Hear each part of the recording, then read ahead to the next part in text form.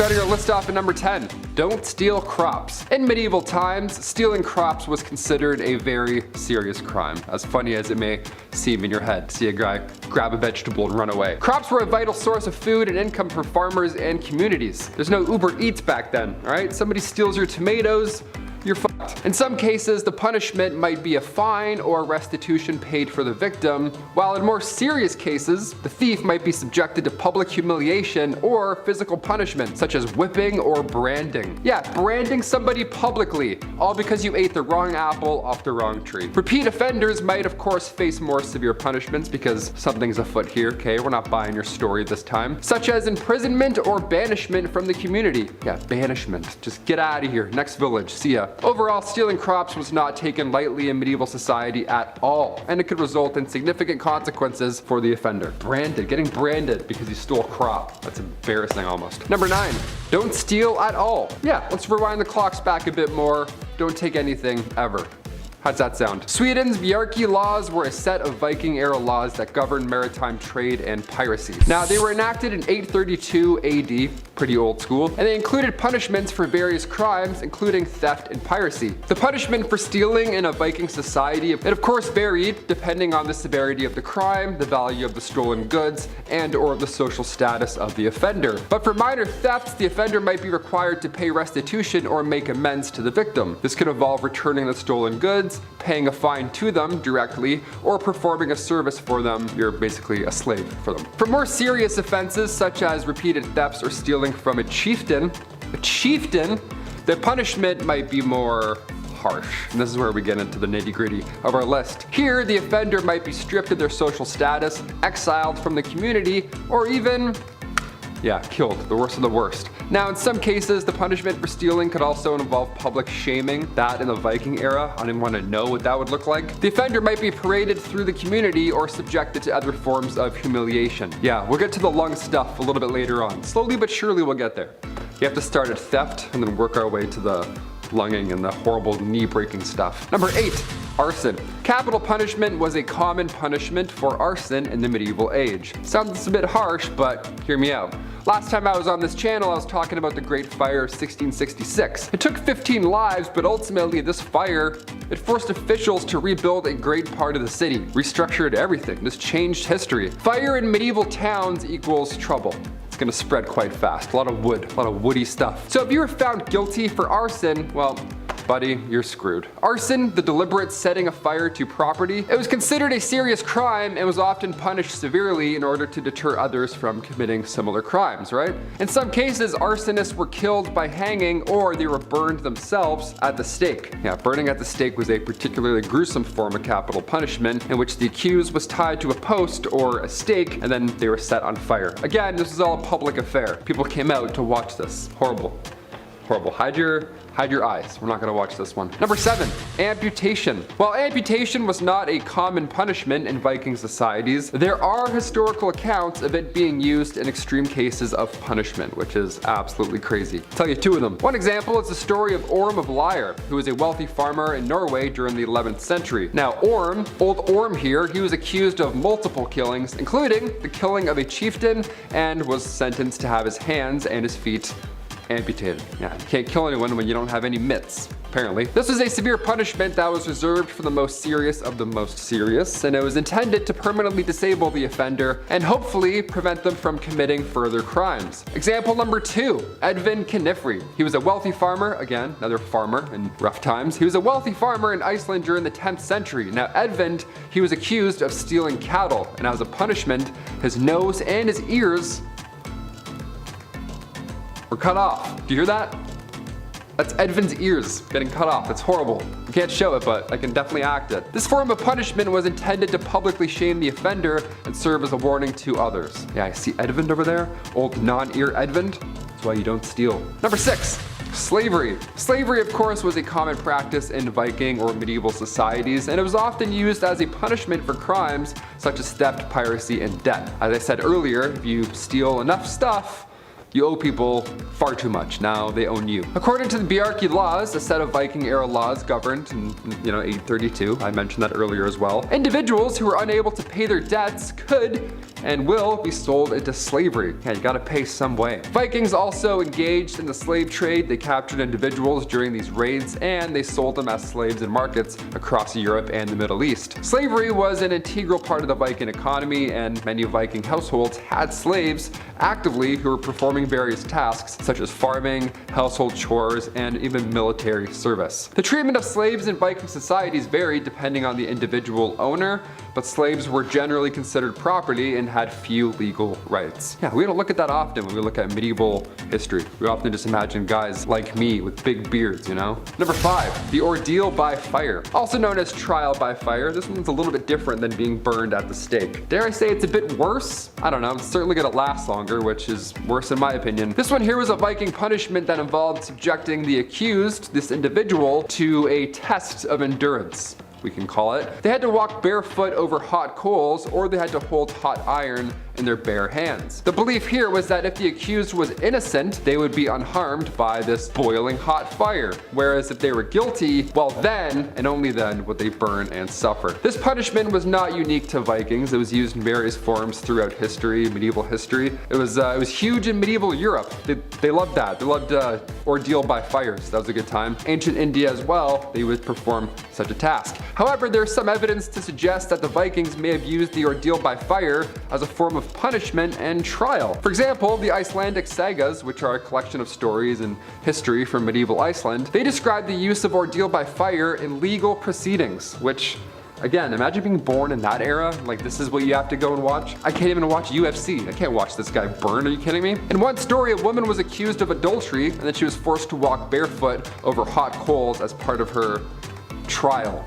Yeah, she emerged unharmed and was declared innocent, believe it or not. I choose not to believe that. I believe her feet were absolutely f***ed, but hey, who am I? Number 4, getting even. Taking another's life. Yeah, can't get much worse than that, can it? Nowadays, if you kill somebody, it's a bit different. Now you'll get out early with good behavior, and then Netflix will do 4 miniseries all about you. Yeah, nice. You get your own Netflix special. Love it. Back in the Bjarki laws in the medieval Viking era, taking another's life was considered one of the most serious crimes, and the punishment for doing so varied depending on the circumstances of the crime. But, well, it was all bad, wasn't it? Back then, if the killer was caught in the act, they could be killed, well, on the spot by the victim's family or by the community. Over in 14 minutes flat, everyone goes home. No trial, nothing. If the killer was caught after the fact, they were typically subjected to a fine known as a weregild, which was paid to the victim's family as compensation for the loss of their dearly loved one. And if the killer was unable to pay the fee, they could be subjected to other forms of punishment, including exile or even execution. Exile was brutal as well. You were declared an outlaw, then you were banished from Viking society with no legal protections or rights. This often led to you living in the wilderness, and that's terrifying, and that's lonely, and that lasts a while, and that's horrific. In some cases, the victim's family could also choose to enact vengeance on the murderer themselves rather than relying on the legal system. This could lead to a cycle of violence and revenge known as a blood feud that could last for generations. That's crazy. That sounds like it's something from a Batman comic. A cycle of revenge that could last generations? My god, let it go, Bruce. Number 3, treason. Treason was defined broadly, and it could include acts such as plotting against the king or queen, engaging in rebellion or insurrection, or providing aid to the enemy during wartime. Don't be a little snake, basically. Just don't do any of the above. The punishment for treason varied depending on the specific circumstances of the crime and which country it was committed. Now, this one's quite broad. You never know where you're gonna get, basically. In some cases, the punishment could be as bad as getting hanged or drawing and quartering, which, if you don't know, that would involve you being hung and then accused until nearly dead, and then disemboweling them and cutting off their limbs before displaying the body parts publicly as a warning to others. So it's the worst thing you've ever heard, pretty much. In other cases, the punishment for treason could include imprisonment, which is the most normal sounding thing on this list, banishment, or simply a fine. Yeah, here you go, I'm gonna write that for you. Don't do that again. In some cases, the accused might be given the opportunity to plea for mercy and be granted a lesser punishment. I would plea so hard. I'd be the most pleasant, hard-pleading peasant in all of the land. That would be over so quick. I would beg. The severity of the punishment for treason reflected the belief that the crime was a threat to the stability and security of the state, and you can't really f with that. Medieval society highly valued loyalty to the monarch and the state, and acts of treason were seen as a direct challenge to all of called this loyalty. So as a result, treason was punished harshly in order to deter others from committing anything similar. Yeah, don't f with medieval times anywhere, anytime, anyone, at all. Period. Number 2, rats. In medieval times, rats were often seen as a symbol of disease and filth, and they were blamed for the spread of epidemics such as, the Black Death, stuff like that. Gross little hairballs. As a result, rats were sometimes used in punishments in order to deter others from committing crimes because, well, they're disgusting. Nobody wants that to happen to them, right? One common punishment was to tie a rat to a person's body, place a metal bucket over top, heat up said bucket so the rat is then forced to burrow into the victim's flesh to escape. Pretty horrible, but it gets worse. Other punishments involving rats included throwing rats at a person's face, which kind of hilarious, kind of horrible, or forcing them to eat a live rat. Both of these sound like fear factor challenges. That is insane. You get caught stealing now, you have to eat a rat. Can you imagine that? So gross. I would rather do the time than have a rat get hucked at my face. Thank you so much, Judge. And finally, number 1, the cupbearer. We'll finish with one of the worst jobs to have in medieval times. This one's not a punishment per se, but it's too funny to leave out. This job would make me so anxious, oh my gosh. In medieval times, a cupbearer was a highly trusted servant in a noble household or court. Now the cupbearer was responsible for the care and presentation of the lord or milady's beverages, ensuring that they were of high quality and served in appropriate vessels. Vessels where you can do this a lot. I know kings and queens like to do this a lot when they're giving their monologues. The cupbearer was also responsible for monitoring the lord or lady's health, as their beverage could be laced with, you guessed it, poison.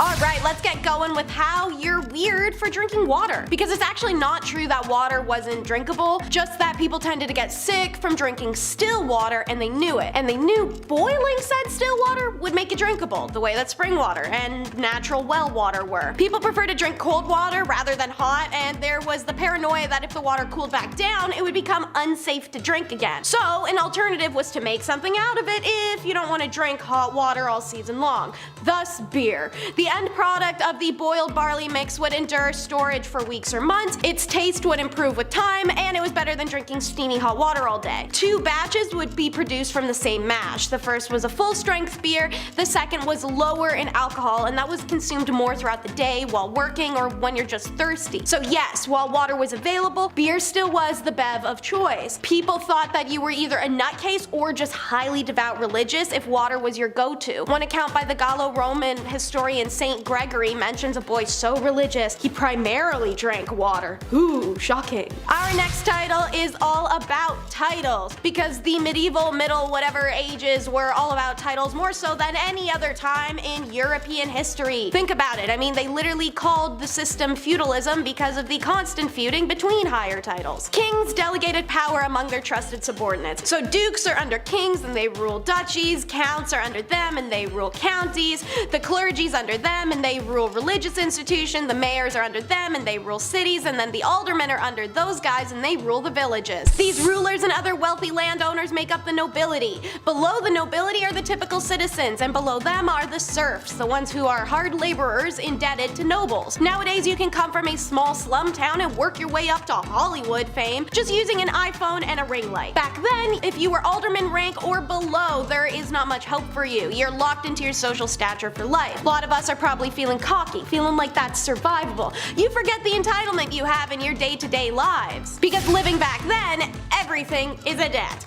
You may be wondering, Teresa, how is that any different from now? Society's crumbling, inflation has destroyed the young generations. Well, let me tell you how status and debt in medieval times was just as much, if not more, of a prison than nowadays' digital credit system. So, now that you understand the system of titles, back to the average Joe, the peasant. Chances are you're a farmer, but you don't have any tools and you don't own the land either. The nobles have both the tools and the land. In order to actually farm, you gotta go to your local noble and he gives you the land and tools. In exchange, you give him a portion of your crops. Usually this is about 50 to 75% of what you grow, so if you grow about an acre of crops, you have just enough to feed yourself and your family and pay the noble. Now if you choose this life, which you will if you want to survive, you're going to miss a couple of payments to said noble, putting you in debt to him, thus a serf. Meanwhile, your local duke wants to raise an army to conquer the neighboring duke's land. He he has to get the approval of the counts under him, and the counts have to get the approval of the landowners. This is because, like you, the landowners don't actually own the land. Their duke does.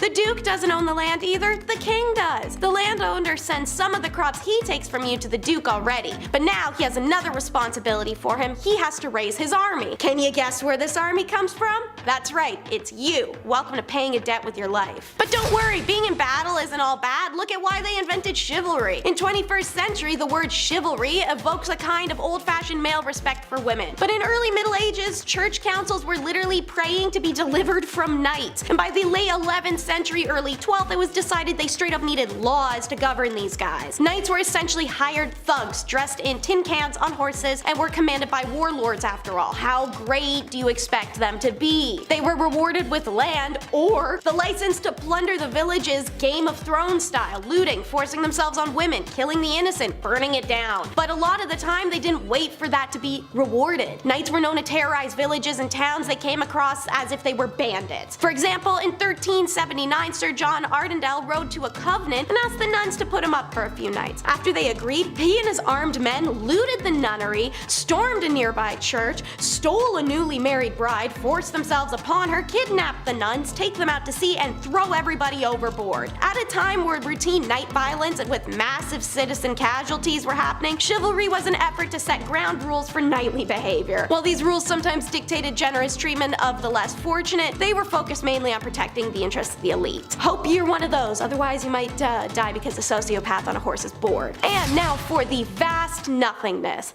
There was nobody for miles. From childhood as far as your eyes can see outside of your house, other houses, and about 200 people, there is nothing. Just nothing.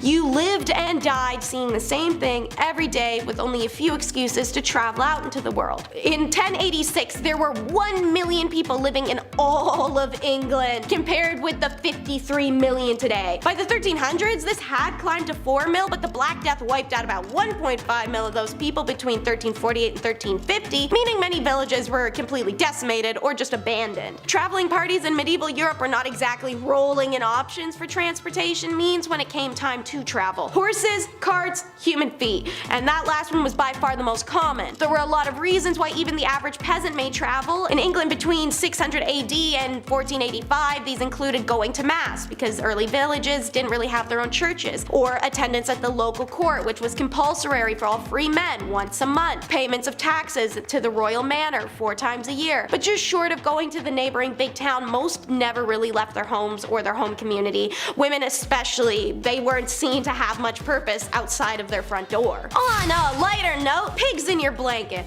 No, not in yours. Because when you live in a mud and straw hut that is 100% full of humidity and would absorb every smell ever brought into it, including that of the family beer bucket, what you want to do is add an animal pen to that and a loosely made roaring fire in the middle of the room. There were a number of home designs revolving around a single room first floor with a fence or other partial barrier dividing it. Animals were kept on one side of the barrier, humans lived on the other. This kept the animals' body heat inside the house, marginally adding to the indoor temperatures during the cold season and providing literal hell during the summer ones. But I mean, hey, you could always let them wander loosely outside. But weren't medieval houses like super tiny? Correct, but so were the medieval farm animals. Homies were undernourished and so small that a full-grown bull was around the size of a modern calf, and sheep were only a third of the size that they are now today. Modern sheep yield around 7.3 pounds of wool. Medieval fleece yield was something less than 1 pound per animal. And speaking of, let's segue into how all your food was dry. We can't truly know if medieval food was bad because nowadays we're spoiled. We have spice and garlic and proper cooking abilities. They had some meat, some grains, some vegetables, and a figured the F out mentality. As a result, we're gonna be more grossed out or picky with their food, but if we experienced it from their perspective without having tasted the food we've tasted now, it probably wouldn't be half bad. But hell would it be dry. Just so dry. That's the one thing I don't think any of us could survive, even with perspective. In the medieval period, meats and breads were kept well stored by drying them. Meat specifically was salted then dried. Bread at the time wasn't made with yeast, so it tended to be flatter and it didn't mold. It would just go harder with time. Let's do some comparison. Here's the meat of the medieval period compared with some modern day beef jerky, the closest thing. Even our dried meat of the 21st century is juicier than the medieval version and probably wouldn't be the usual jaw workout. Now for bread, here's some medieval bread, and here's some modern day bread of similar composition. See how medieval bread is a lot more enclosed and sturdier than modern bread? Looks like if you needed a spare tire, you could drill a hole in this bad boy, toss her on the frame. Medieval food was meant to last. And sometimes making things like these breads and meats were the family business. You may have seen the recent 10 reasons why living in ancient Egypt was impossible video, in which case you'd know that it was a custom of the times and place for a father to determine the career of his son. This ideology was shared in a few other places, ancient China, Greece, and medieval England apparently, where the trades were usually passed from generation to generation. Commoners in the Middle Ages worked where they lived. Consequently, it made it easier for their trade to be passed down from father through son through exposure from a young age. It also meant that the father of the household suddenly died or was called to battle. A son, no matter his age, could immediately pick up on his father's role and provide for the household, and thus it remained the family business. If your dad was a cobbler, you would most likely be a cobbler. Unlike the Egyptians, whose sons would branch out and try new trades as they got older and sometimes establish their family in another commerce, the medieval English really stayed stuck in their ways, to the point that when they finally did adopt last names, they were usually that of their profession, which is why you'll see a lot of brewers, smiths, archer, fisher, potters, and so forth. But before 1066, you survived off of only one name, which doesn't seem that bad, but it definitely was. Let's explain why. Problem 1, if you're in a room with like 3 Williams, you can't just yell a last name to find the specific William you need. Problem 2, let's say one of these Williams kills someone in the room and the dying man says William killed him, but there's no way for him to tell you which one it was. Now all the Williams in town get rounded up. Problem 3, there's no cameras, and the eyewitnesses can verify 3 of the Williams in town as being in the room, but nobody can determine which one killed the man since they're all 5'4" white dudes with brown hair. How do we resolve this problem? Depends on the village, the clergy, and how much those Williams were each liked in town if anybody had a bias towards them. They may determine the right one. They may decide to hang all of them because they don't know who did it. When surnames were introduced, they'd often include a nickname, such as Richard Red if your hair was red. If Richard went bald over time, he could change it to Richard Bald. And now our last reason you couldn't survive is just by being Cornish. If you were Cornish, you weren't regarded as English. When the Truro received its crown charter in 1173, it addressed it to the barons of Cornwall and all men, both Cornish and English. Let's break into why that is in a little known history lesson. Cornish is straightforward, Celtic people native to the island of Britain. English is more complicated, derived from a Scottish pronunciation of the word Angles. The Scots, and eventually all of the Celts, had adopted this word to refer to the Angles and the Saxons who'd been invading their lands and who would soon form together to declare themselves the kings, forcing control over the Cornish people. The Cornish were made to do hard labor in mines, their language made illegal, and they were taxed to death to fund the other English colonial wars and pursuits, originally with the other Celts and then in the Americas, Africa, and India. Funding these colonial wars meant that the English stripped the land, so they clear-cut every tree and ran every mine dry, killing millions of Cornish people in the process. The Cornish rose up against the English tyrants many times, and on several occasions would have overthrown London itself if it had not been for terrible betrayals from supposed allies. Eventually, there was not enough wealth in Cornwall to sustain the Cornish. Millennia of Roman wars and occupation followed by English wars and occupation had destroyed the land and broken the people. This is what drove the Cornish dysphoria, and it's why there's now 10 times as many English in Cornwall than there are actual Cornish people. Elders there still suffer the effects of intergenerational trauma and PTSD. Kicking off our list in 10th place, we have a very weird dish. Thanks to a lexicon of interweb no-no words, I can't say the explicit name, so you'll have to pay very close attention to what I'm spelling out. As far back as history can go, food has been used for sustenance and entertainment. For many of us, we can't be content with the exact same thing every day. We'd grow sick of it, or even run out of a certain thing, making that unrealistic. Heck, we wouldn't have a cookbook industry if people didn't constantly want to change up their meals. Now, back in the Dark Ages, people had to get creative with what they had, since importing and exporting goods from other countries was nowhere near what it is today. Coming up with a delicacy they called helmeted, naughty name for rooster that is also used for a phallus? Work with me here. This was done by stitching a rooster so it seemed to be riding atop a pig, with military regalia serving as decorative garnish. I'll stick with herbs for garnishing my meat. Thanks! In 9th place, time to talk about gargoyles. Not to go all hunchback on y'all, but they serve as more than just fascinating architecture.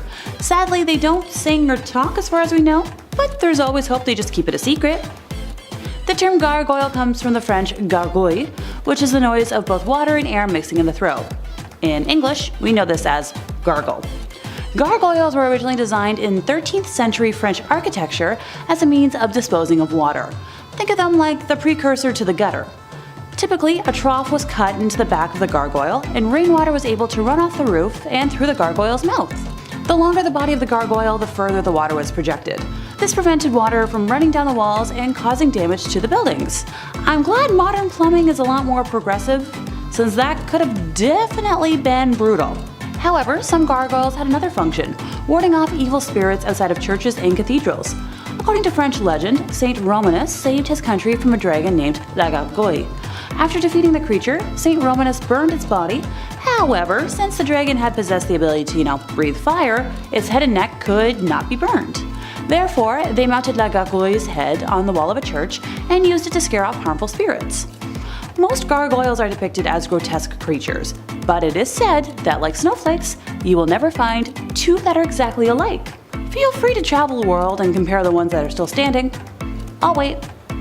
In 8th place, we have Animal Court. Yep, Fido and Mittens could be dragged in front of a criminal court back in the day if they didn't follow animal law. There are records of at least 85 animal trials that took place during the Dark Ages, and the tales vary from the tragic to the absurd. By far the most serial offenders were pigs, accused and convicted of chewing off body parts and even eating tiny humans. Most were found guilty and sentenced to the rope necklace or being burned at the stake. In 1386, a convicted pig was dressed in a waistcoat, gloves, drawers, and a human mask for its execution. It wasn't just pigs that felt the hand of the law, though. In 1474, a court found a rooster guilty of the unnatural crime of laying an egg. Unwanted rats often found themselves on the receiving end of a strongly worded letter asking them to leave the premises, and curiously enough, there was a trial of dolphins in Marseille in 1596. Okay. However, not all of the trials ended in brutality. One donkey, which found herself the victim of unwanted advances, was proclaimed innocent after a strong recommendation from a convent's prior, declaring her to be a virtuous and well-behaved animal. If anyone wants to hold court for modern dogs that chew up furniture, be my guest. Not much surprises me anymore. In 7th place, we have the origin of nursery rhymes. I thought this one was common knowledge, but after talking with colleagues and friends, enough people didn't know about just how dark nursery rhymes can be, so ergo, this entry. Alrighty, hands up, who has sung Ring Around the Rosie? If you forget, we shall sing it together. Trust me, I've got this thing memorized thanks to my work in children's entertainment, so here goes. Ring around the rosy, pocket full of posies, ashes, ashes, we all fall down. Now let's break this down, shall we? Yeah, I know, I should be tried for my puns. A ring around a rosy is a rash, which is the sign of a plague. A pocket full of posies is to ward off the smell, and ashes are from burning bodies. Sure, children's fun. I've sang a version that continued to add on to the lyrics, going, skipping and singing, having lots of fun, laughing, running underneath the sun. And while I commend the attempt to try and make it more cheerful, personally it just felt a lot more demented. Another dark one is the classic London Bridge is Falling Down. No, don't worry, I'm not gonna sing again. I know, it's bad. It's a traditional English nursery rhyme and singing game about the dilapidation of London Bridge and attempts to repair it back in the Dark Ages. It dates back to bridge-related rhymes and games of that time. A well-known hypothesis is that the song refers to the burying, perhaps alive, of bodies in the foundations of the bridge. This theory was based on the idea that a bridge would collapse unless the body of a human sacrifice was buried in its foundations, and that the watchman is actually the human sacrifice who will then watch over the bridge. Oh, that sounds too far-fetched? Bodies were found beneath London Bridge in 2007 while building work was being carried out for the London Dungeons tourist attraction. I rest my case. In 6th place, we have an uncommon plague. I know, no one wants to hear about a plague ever again after recent history, but I promise this one isn't your typical version. The dancing plague of 1518, or the dance epidemic of 1518, was a case of dancing mania that occurred in what is now known as France from July until September of that year. The outbreak began when a woman by the name of Frau Tochofefa began to dance fervently in a street for a week straight. Soon, 36 others joined in on the dancing chaos, with the plague claiming 400 victims by August. By early September, the outbreak began to subside as the dancers were sent to a mountain shrine to pray for absolution. Guess we found where Footloose took inspiration. It is unsure just how many, but a small number of victims did pass from this epidemic, which is wild. Historical documents, including physicians' notes, cathedral sermons, local and religious chronicles, and even notes issued by the city council, are clear that the victims danced, but it is not known why. There are many theories behind the phenomenon, the most popular being stress-induced mass hysteria. Other theories include ergot, which I'll touch on in just a moment, and religious explanations. It would be interesting to see if this ever pops up again in modern times. Hey, look, sometimes a gal just wants a flash dance moment without judgment, okay? Okay, fine, maybe me. In 5th place, we've got bad bread. In today's modern age, if bread starts looking funky, we tend to just, eat around it or toss it, but people didn't always have that awareness. Ergot is a fungus blight that forms hallucinogenic drugs in bread. Its victims can appear bewitched when they're actually just higher than a kite. It thrives in a cold winter followed by a wet spring. The victims of this might suffer from paranoia and hallucinations, twitches and spasms, cardiovascular trouble, and stillborn births. Now, this also seriously weakens the immune system. Human poisoning due to the consumption of rye bread made from ergot-infected grain was common in Europe in the Dark Ages. The first mention of a plague of gangrenous ergotism in Europe comes from Germany in 857, and following this, France and Scandinavia experienced similar outbreaks. England is noticeably absent from the historical regions affected by this, as its main source of food was wheat, which is resistant to the fungi. In 944, a massive outbreak of ergotism caused 40,000 deaths in the regions of Aquitaine, Limousin, Périgord, and Angoumoise in France. Ergotism is actually believed to have played a large role in witch hunts, since the symptoms of this poisoning and the signs of bewitchment are almost identical. Witch hunts hardly occurred where people didn't eat rye. Just saying. In 4th place, we have the younglings of Woolpit. Those no words have thwarted my vocabulary again. How'd you guess? The legend of the green younglings has been told time and time again, and I'm surprised today's research was the first I've learned about them. A brother and sister duo were found near... take a guess? Yep, the village of Woolpit in the 12th century. Dang, y'all are good at these guessing games. They spoke in an unknown language and looked relatively normal, minus the green color of their skin. After being rescued, they refused to consume anything for several days until presented with raw broad beans, and eventually learned to eat other foods. Shortly after being baptized, the brother passed away. Okay, slightly suspicious, but the gal adjusted to her new life, and was considered very wanton and impudent. Simply put, in modern English, she had a mind of her own and refused to be docile. Atta girl! After she learned to speak English, the girl explained that she and her brother had come from a land where the sun never shined, everything was green, and the light was like twilight. I'm guessing they were living in some sort of forested environment, but maybe they were aliens? Hey look, with all the research I do on alien life, you cannot blame a gal for jumping to that conclusion. In 3rd place, we have divorce by combat. Yep, people could get divorced, but it was a heck of a process. Divorce by combat appears to have been a form of trial by combat, which was when accusations were dealt with between two parties where there were no witnesses or a confession. Whoever won the duel was deemed to be right. The rules for divorce by combat as we know it come from Hans Thalhofer's Fechtbuch, which was written in 1467 and are as follows. The man would be placed in a waist-height 1 meter deep hole with one hand tied behind his back, while the woman was allowed to move freely. Both parties wore practical clothes, which was described as a one-piece bodysuit with stirrup legs. The woman was armed with 3 rocks, each wrapped in a length of cloth to form a kind of swinging club. The man was given 3 normal clubs that matched the length of the woman's cloth to ensure that their ranges were equal. The man was not allowed to leave that hole, by the way. To further limit him, if he touched the edge of his hole with either his hand or his arm, he had to surrender one of his clubs. If the woman attacked him while he was surrendering his club, she in turn forfeited one of her rocks. Yes, the rules placed the man at a clear disadvantage, but it's important to remember that it is unlikely that the woman had any kind of combat training. Furthermore, in any kind of physical contest, it is likely that the male would have an advantage in size and strength. For that time period, not modern day. I watched WWE. Women can beat up men. So the handicaps placed upon the man were to try and make the fight as fair as possible. That's honestly pretty dang impressive for the time period. The conditions for victory are unclear. Some historians believed it was unlikely that fights were to the death. Instead, it was probably down to the judges to decide when one of the fighters had been incapacitated.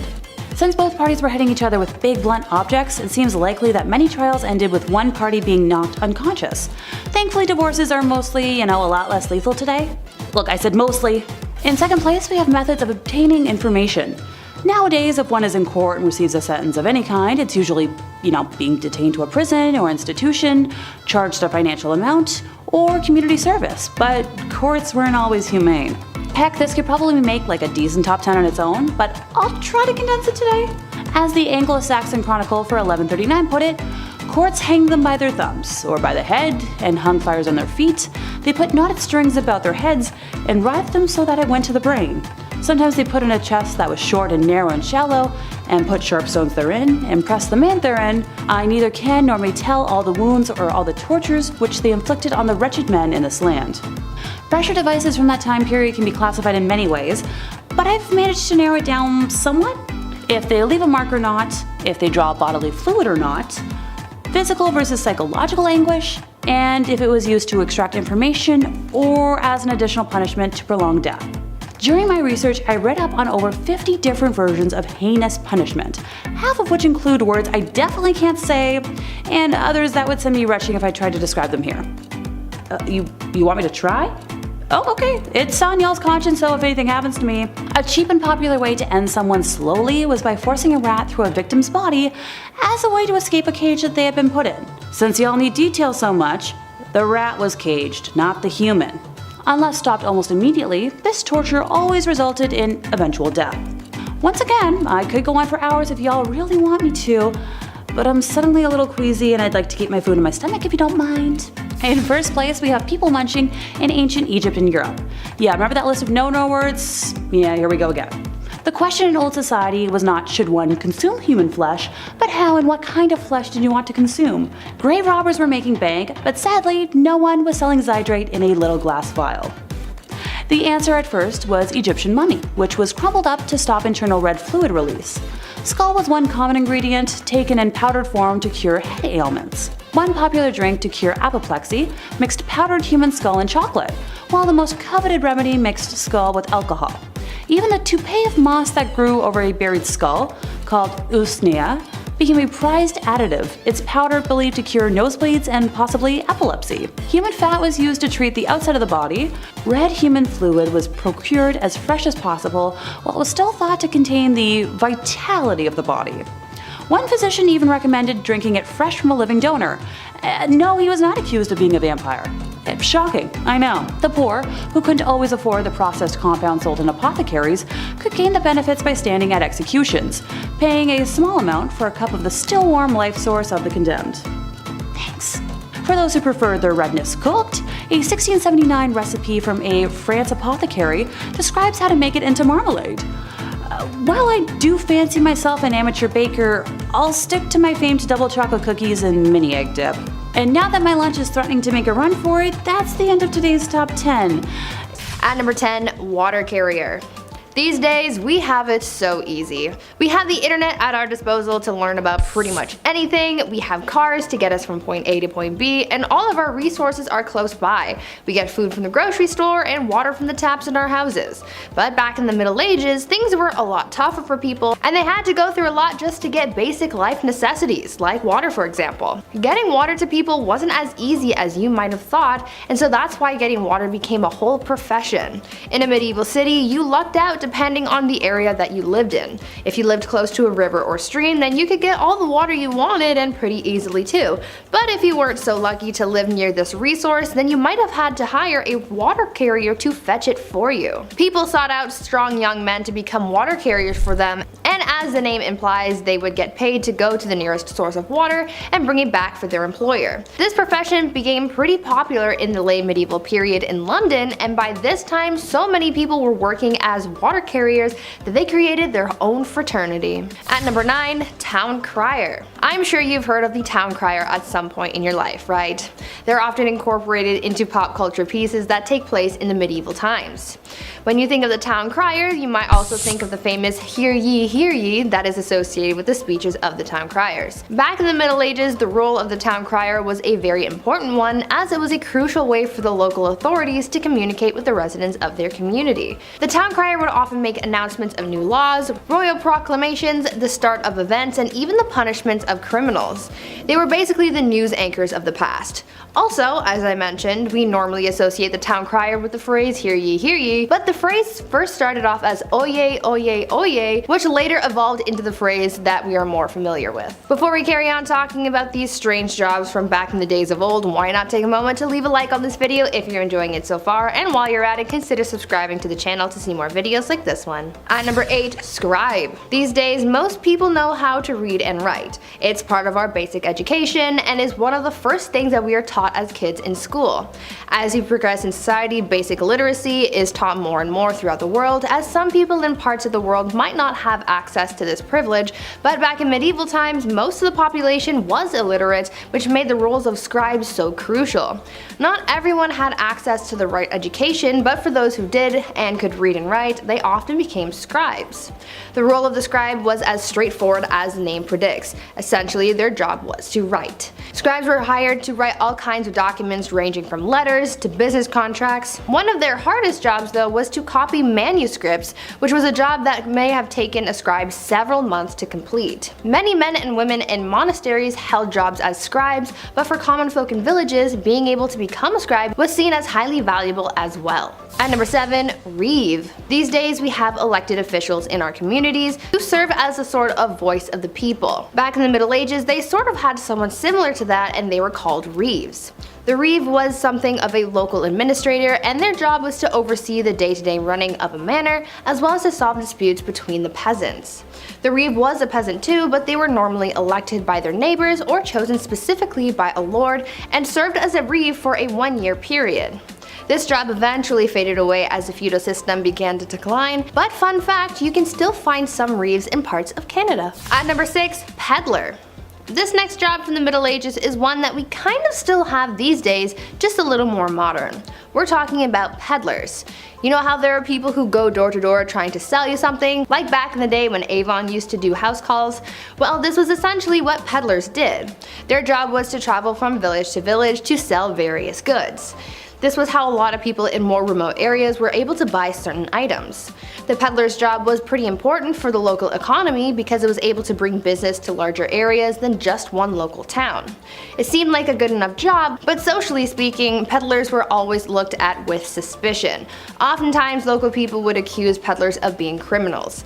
Now, they easily could have been criminals, but it's really a case-by-case situation. You can't judge someone for just trying to get their coin. At number 5, gong farmer. Now, even though there were simple jobs like being a scribe and carrying water to people, there were also some messy and not so glamorous jobs as well.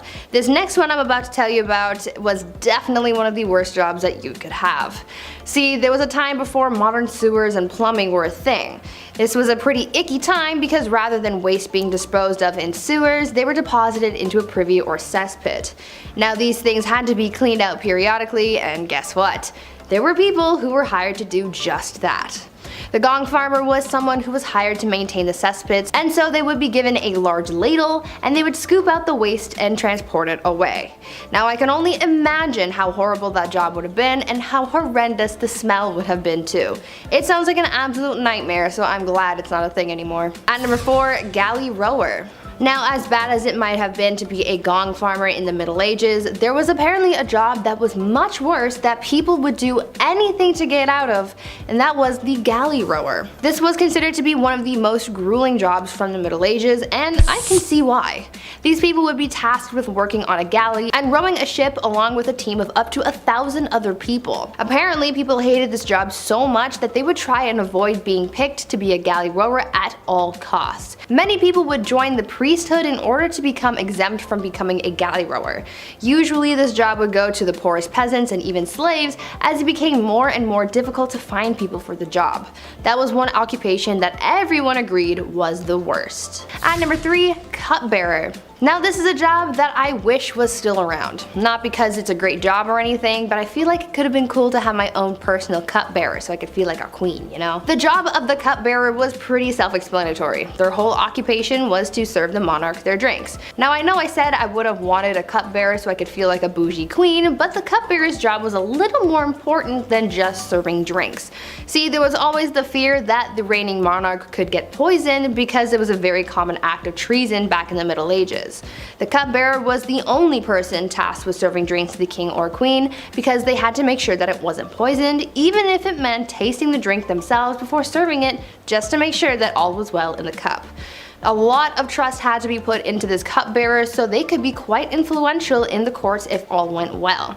They were risking their lives and safety doing a pretty basic task, but it was for the good of the realm. At number 2, alewife. Speaking of drinks though, let's talk about how the drinks got into the cups and who made them. In medieval England, women were mostly tasked with the practice of brewing ale, and they were aptly named alewives as a result.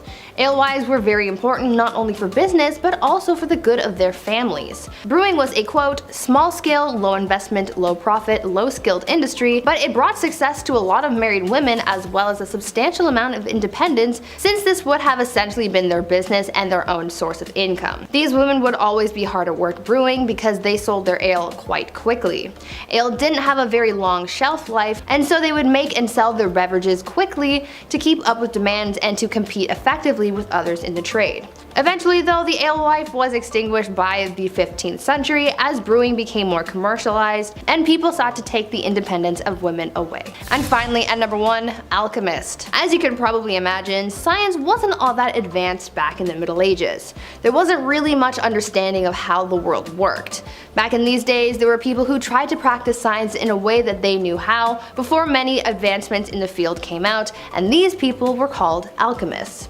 These alchemists believed that it was possible to change metals and chemicals. They tried to purify metals to change them into other things, and one of the most common experiments was trying to convert tin into gold or silver. For other alchemists though, their mission was to come up with new medicines to heal people and cure them of their ailments.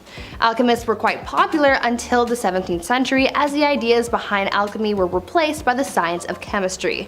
Rome really had existed as nothing but a name by the time the empire falls on September 4th of 476, having been falling inwards on itself for just short of a century at that point. So started the periods between the 5th and the 15th centuries known as the Middle Ages. This time can be split into 3 main sections: the early Middle Ages, aka the Dark Ages, High Middle Ages, and Late Middle Ages. One of the most famous events from the entirety of the Middle Era was truly kicking some ass in the Dark Ages, and it was the Black Death. Something that nobody gets anymore, with exception for a cool 20,000 some odd people between 2000 and 2009, and 56 people in the United States in the last few years. But if we pretend that we don't know that, and if we can avoid chipmunks like the effing plague carrying hairbringers of death they are, then we most likely don't have to worry. But travel back in time, say to the 800s or even 1340s Europe, and your chances of surviving are somewhere between 7 and 10 and 2 and 5. Black Death killed as much as 60% of the entire population of Europe. So when you're at work looking around but with those blank dead fish eyes, bored, cross off every third person you see in a pattern of 5 and try to figure out how many of them are gone and who you'd manage without. Probably now being in a position to go, hey boss, looks like you need new middle management team, and ain't since nobody left, hooray, promotion. That's exactly what happened in the Middle Ages too. After half the world died, kind of changed the balance of power. Suddenly peasants could ask for pay raises and improvements in working conditions, and life got a little better for them. This was further developed by the evolution of feudalism, and as a result, the first banks and widespread money supply appeared for the first time in Europe. RIP freedom, hello capitalism. And speaking of the workforce, how about their dirty jobs? Knight, tosher, rat catcher, oh my, there's no shortage of terrible jobs in the Dark Ages. So let's cover a few. So a leech collector was a woman's role. She was often living in the countryside near marshes and bogs, just generally dirty open water spots where she could strip her legs bare, grab a bucket and wade into the mud, waiting for leeches to sucker themselves on. At that point, she could scrape the buggers off, bucket them, and then sell them in town to physicians, the wealthy people, beauty stores, whatever.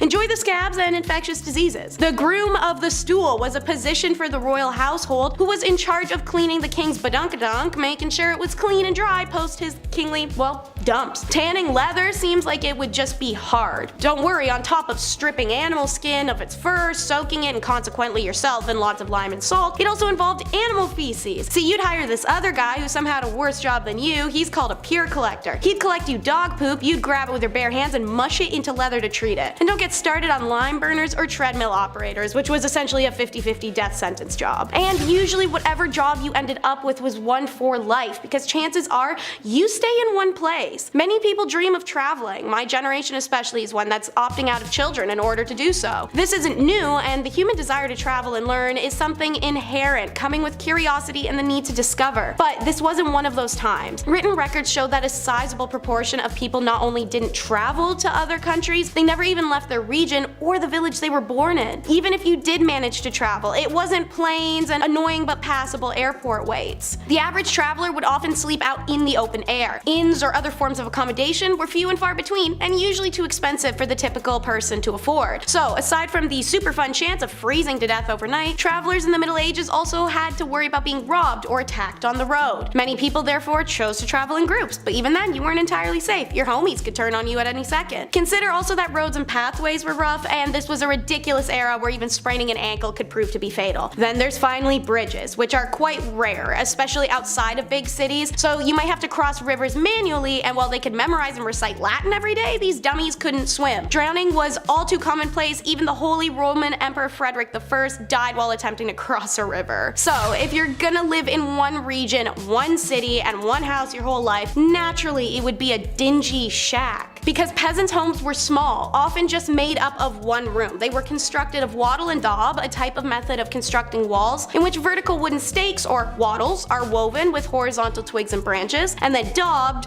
with clay or mud. Then they'd have a thatched roof to boot. And if they're well constructed, these bad boys could be waterproof and stand for a decent amount of time. But they required upkeep, and not everyone can afford that, especially seeing as it's essentially paper mache, twigs, and mud. You really had to stay on top of this. Inside of a hut, a third of the area was penned off for animals, which lived inside with the family. I know people that complain about the smell of a cat litter box. My guy, you could have had a whole donkey living next to the kitchen sink.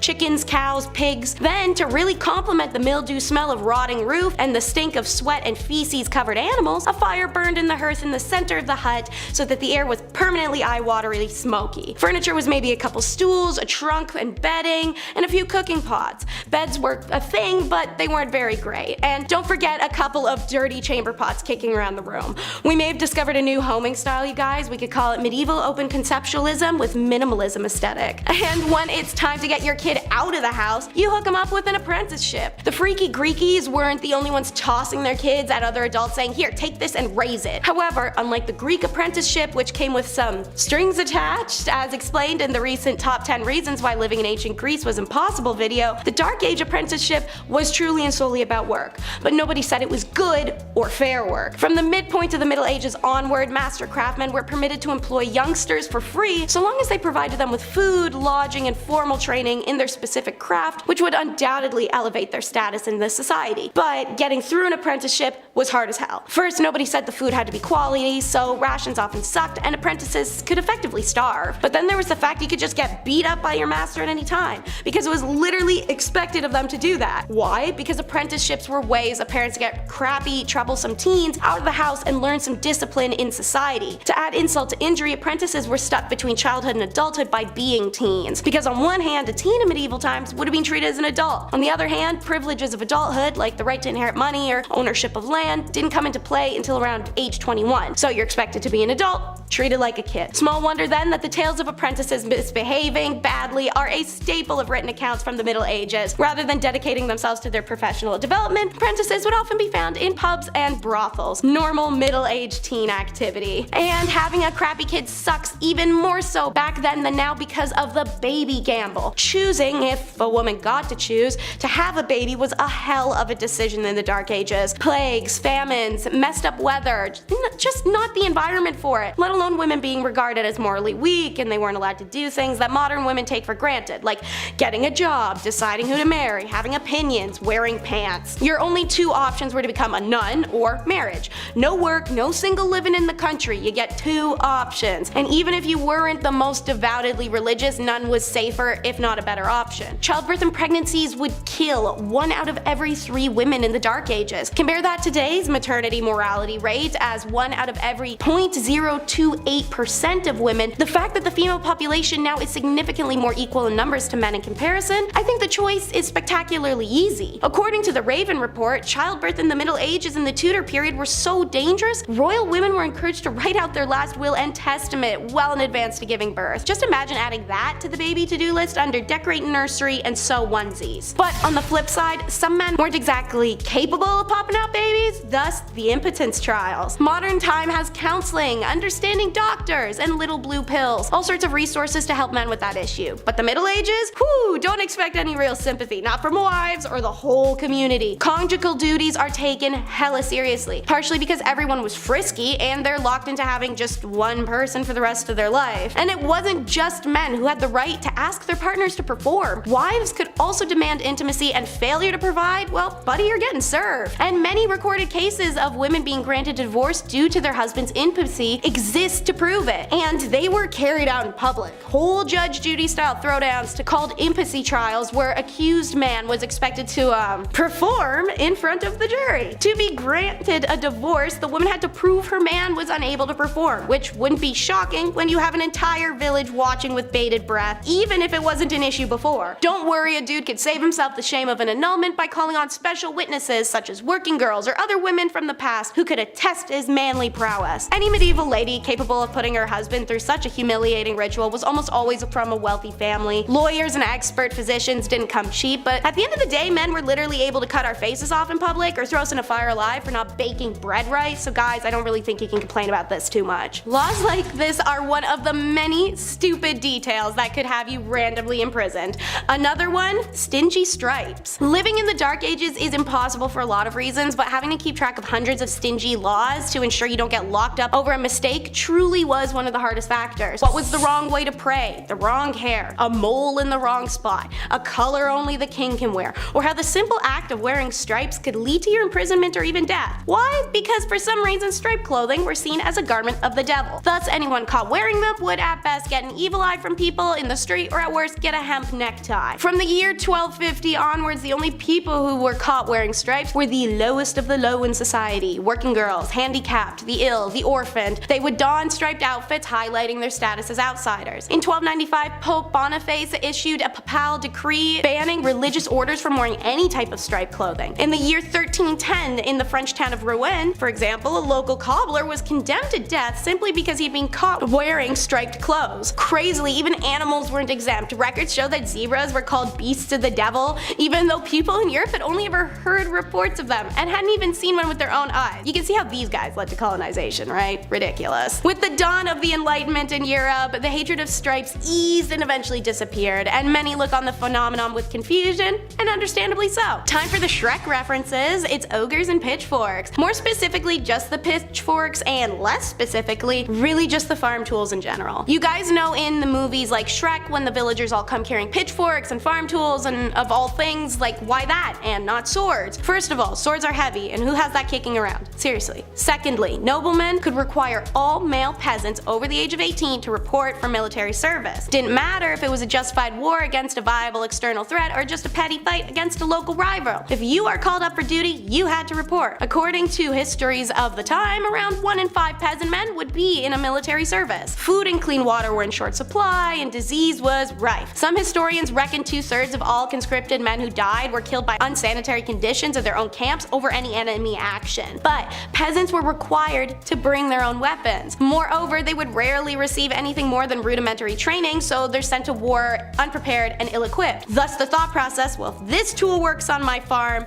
for this, it'll work for that. So, what really sucked about military service in medieval times is how little was in for it for you. These days, joining the military can be a way of learning a trade or generally improving your lot in life. Not so back then. Feudal lords were fearful of their peasants getting too powerful, so you're once a farmer, you're staying one. If a peasant soldier got too skillful on the field of battle, there were several cases of them ending up mysteriously dead. It's like getting a Journalist of the Year award from the CIA. And finally, it wasn't just living that was impossible, but death sucked too. Alright, so evidently, whether from this video, others, or general universal knowledge, Dark Ages was pretty grim reality to live in. It's short, dirty, desolate, and brutal. But when it wasn't short, it was somehow worse. See, anyone over the age of 50, which was a crazy age achievement at the time, was deemed elderly. Unlike other cultures existing at the time, elderly in Europe are not even close to revered or respected. You didn't get to retire, having to pay your own way and continuing to work until physically you simply couldn't. Then, yeah, after that, you're really just a burden. Your own kids are side-eyeing you and everyone's asking you why you haven't died yet. What's the big hold up here, guys? For many, death was the only real chance to escape from everyday hardships or working the fields and trying to get enough money and food to survive. And when that finally happens and you pass through and rejoin the energies of our earth, you will finally find your peace. Yeah, no, psych, that still didn't happen. According to some research in Europe during the Middle Ages, massive 40% of graves were disturbed. Now, this wasn't like grave robbing during the Enlightenment. There were no university medical schools paying good money for fresh corpses to study. Rather, most cases of grave disturbances were run-of-the-mill theft. Often people would be buried with a small selection of their possessions, perhaps a favorite cup, a locket, a stuffed animal toy, or other such trinkets. In tough times, even some dead person's mystery grave junk might be enough to tempt a broke thief to dig someone up. However, this wasn't always the case. There's some even weirder crap too. Archaeologists in England have found evidence to suggest that in dozens upon dozens of quote grave robbing cases, rather than looking for objects, those responsible bound and gagged the dead bodies and then left them like that. It seems like they're fearful of restless souls, or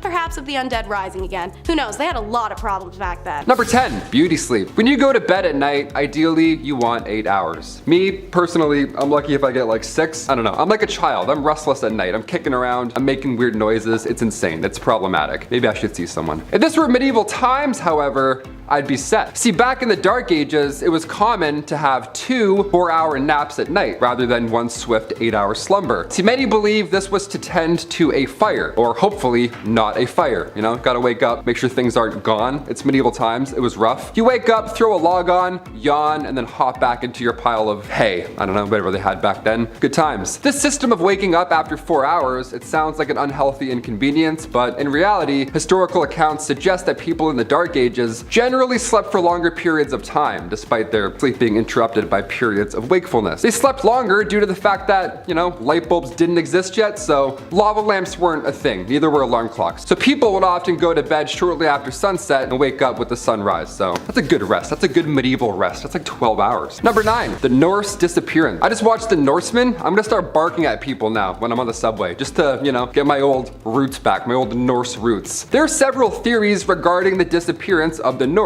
from Greenland during the Dark Ages, right? Where did they go? Where does a Norse Viking go? That's a little concerning. Where'd that guy go with the beard and the hatchet? That's a little important. One theory suggests that climate change played a significant role. The Little Ice Age, which began around the 14th century, that led to a decrease in temperature and a shorter growing season. Of course, making it difficult for the Norse to farm and raise livestock and, you know, have that big mighty beard and eat good. This could have resulted in a decline in food production, leading to famine and ultimately the collapse of Norse settlement. Another theory suggests that the North were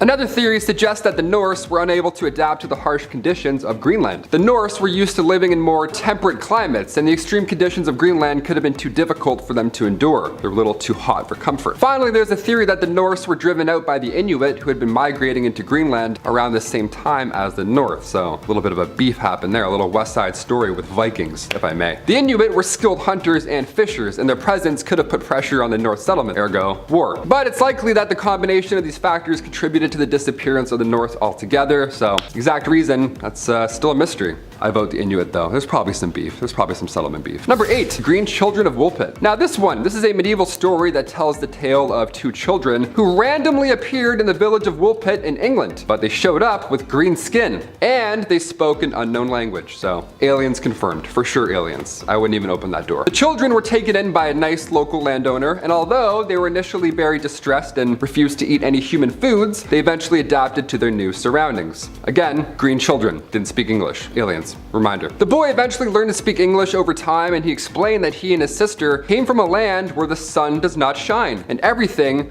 was green. Yeah, it's like Avatar 3 going on. Something's going on out there. Sometimes the grass is greener on the other side, but sometimes the people are also green. That's fun. That's a fun little bit. Bunch of incredible hulks in a place where there's no sun. Sounds nice and warm and welcoming. Lovely. Let's find out more. The origins of the story, of course, remain a mystery, with various interpretations ranging from folklore to my personal favorite, extraterrestrial encounters. Love aliens, love that. Grew up watching Signs. You tell me in the comments, did this happen? Are these aliens? Were these just random children? Is this all bullshit?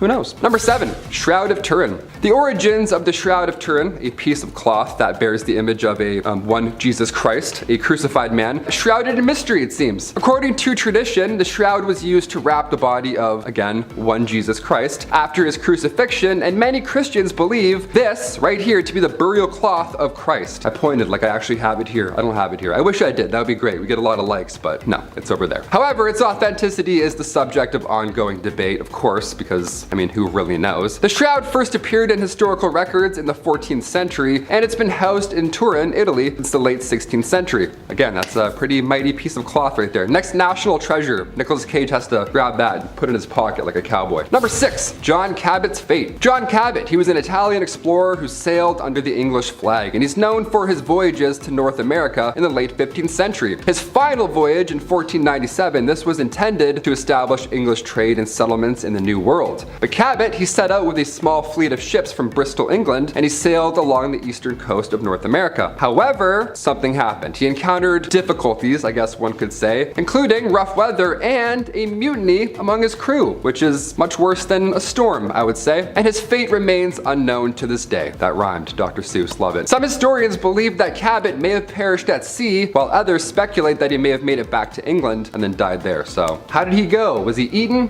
Who knows? Who really knows? Number 5, the plague. Yes, we just lived through one of these. Isn't that neat? Can't wait to tell my kids about that one. Plagues are everywhere throughout history. Some are short, some are impossibly incredibly long. The bubonic plague arrived to medieval England in 1348. Now the death toll here, it was devastating. I mean, we put up some crazy numbers in the last few years, don't get me wrong, but in the Dark Ages, the bubonic plague took out almost half of England's population. That's insane. They didn't even have Uber back then. You're like, how? How did that happen? Back then, the plague was a bacterium now known as Yersinia pestis. Symptoms were jarring, to say the least. There were lumps in the armpits and or, groin area. Not fun. Black spots would appear all over your body. It was uncomfortable, and it was noticeable, definitely to say the least, that you were plagued out. Almost all that were infected died within 3 days, more often than not without a fever. Just randomly, boom, done. The drop in the population resulted in a widespread of wealth. That's, I guess, a bright side? Not really. Workers were demanding higher wages, farmers were demanding lower rents, and the poor got expendable income. Sounds a little familiar, dare I say. Number 4,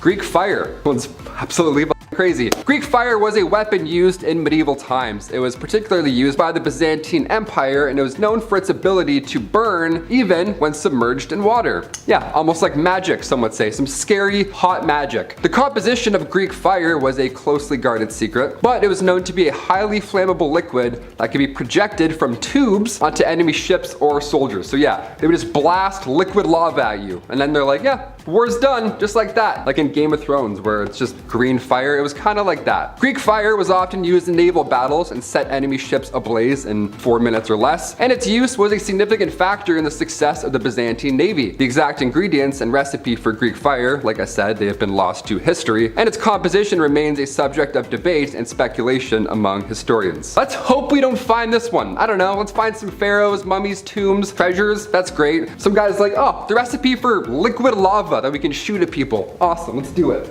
Number 3, the Vinland Map. map. The Vinland map, this one's fun to all the toptographers, map people. This one's for all the map fans out there. The Vinland map is a medieval map that depicts parts of North America, including a region known as Vinland. Not to be confused with Vineland, that's pretty good, that's a fun one. Vinland is believed to have been visited by the Norse explorer Leif Erikson around the year 1000. Now the map was first discovered in the 1950s and it's believed to date back to the 15th century. Busta Rhymes, I'm like, however, its authenticity has been the subject of ongoing debate among scholars and historians because, it's like Atlantis. Some have argued that the map is a forgery while others believe that it's a genuine medieval artifact, like the Shroud of Turin with, Jesus' selfie. This is amazing. I have to say I believe this was once a real place. Sure, why not? The amount of pharaohs and leaders, dictators, all these people throughout history lost in books that have been burnt. Of course there are places and maps that have also been lost to history. Or maybe I've watched too many National Treasure movies. Could be the latter. It's probably that too. Number 2, the Dancing Plague. Alright, this one's fun. Hit that like for Step Up 2 fans. This one's gonna be real sick. July 1518, one of the most bizarre dance circle / plague events, who knows really, in medieval history went down. It was the craziest dance circle all of history, I have to admit. The Dancing Plague! Yeah, why can't this be the plague that comes back now? Why it had to be the one that was gross, everyone's coughing on each other? Why could we all just be popping and locking in the streets in 2020? Would have been way better. The town of Strasbourg was calm, cool, and collect one summer, back in 1518, until out of nowhere, one woman began to dance, or convulse, uncontrollably in the streets. Others soon joined her, which is the weird part, and eventually over 400 people were all dancing the days away, or convulsing, one of the two. It's really tragic. See, this was not a good time. It's, we call it the Dancing Plague, like, oh, they were all dancing in the street. No, it was a nightmare. People are like seizing on the ground. Seizing?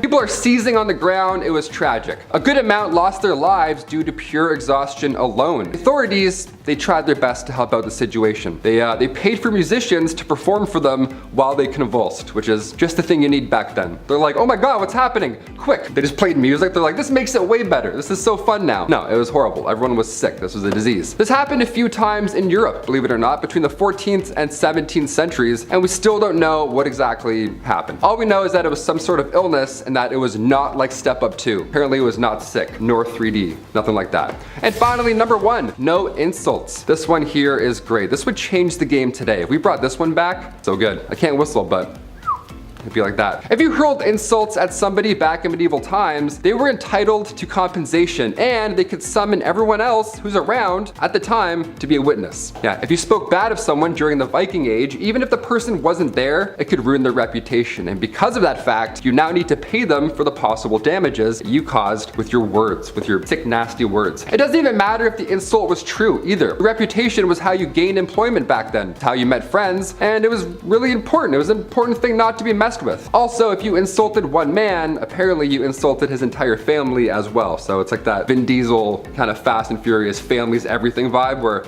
with one person, they're all coming at you. It was rough. There were some words, however, where a man would be allowed to kill you if you said it. I don't even want to know which words that was. Sometimes you went a little too far spreading lies, so they had to make it a capital punishment. Thou shalt not talk smack. Get out of here.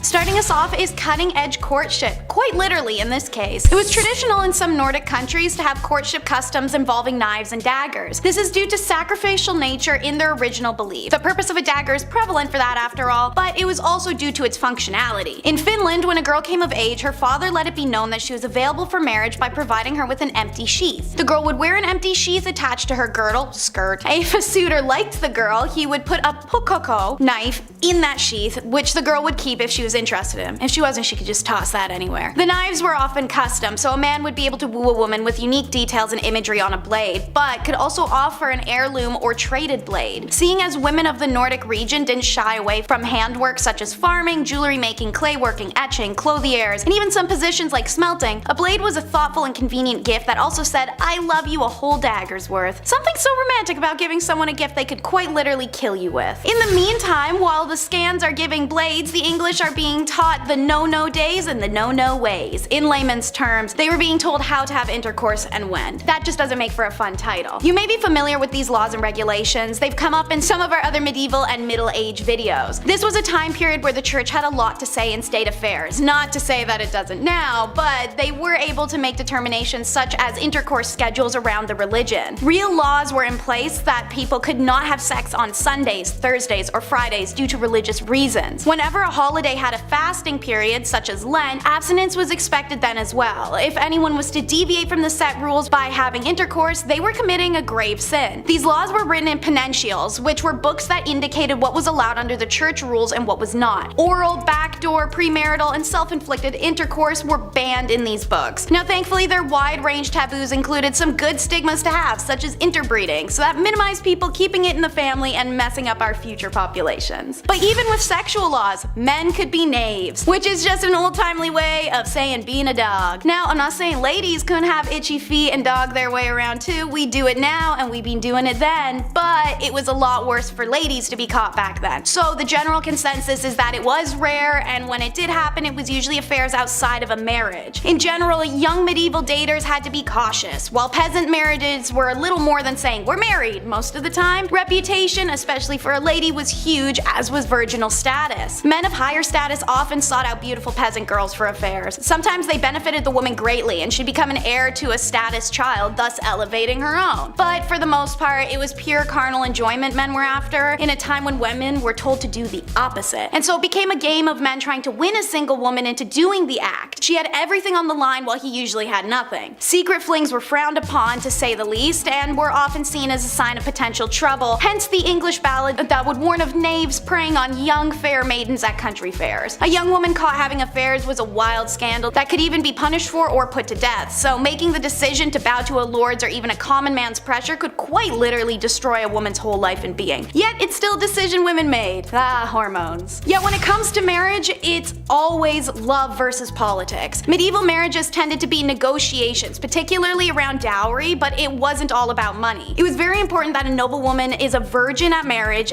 purely out of pragmatic reasons. Marriage, after all, was an alliance union of two families that required healthy and admirable legitimate children to be truly locked in. It's for this reason, as well as the violent men in society, that the church's laws stated that the degree of pressure to encourage a marriage could not sway a constant man or woman, aka no forced consent. What was forced, however, was up to debate, so don't be too proud of them for having that law in place. A woman was able to call off her marriage up until it occurred for this reason, as was a man. Should this occur, dowry was either returned in full or only partially as a fee for the failed union. Alongside this was the courtly love direction romance and marriage began to take in the mid-ages, during a Shakespearean and theatrical influence. Marriage started to become idealized. We'll circle back to how this affected people later, but lower classes consistently did marry for love, since there's little to be gained materially from marrying for them. For most part, there was no official ceremony. That the social level marriage was more like, hey, we're married now and living together. By 1400 AD, there were actually many laws decreeing marriages needed to start becoming a public affair,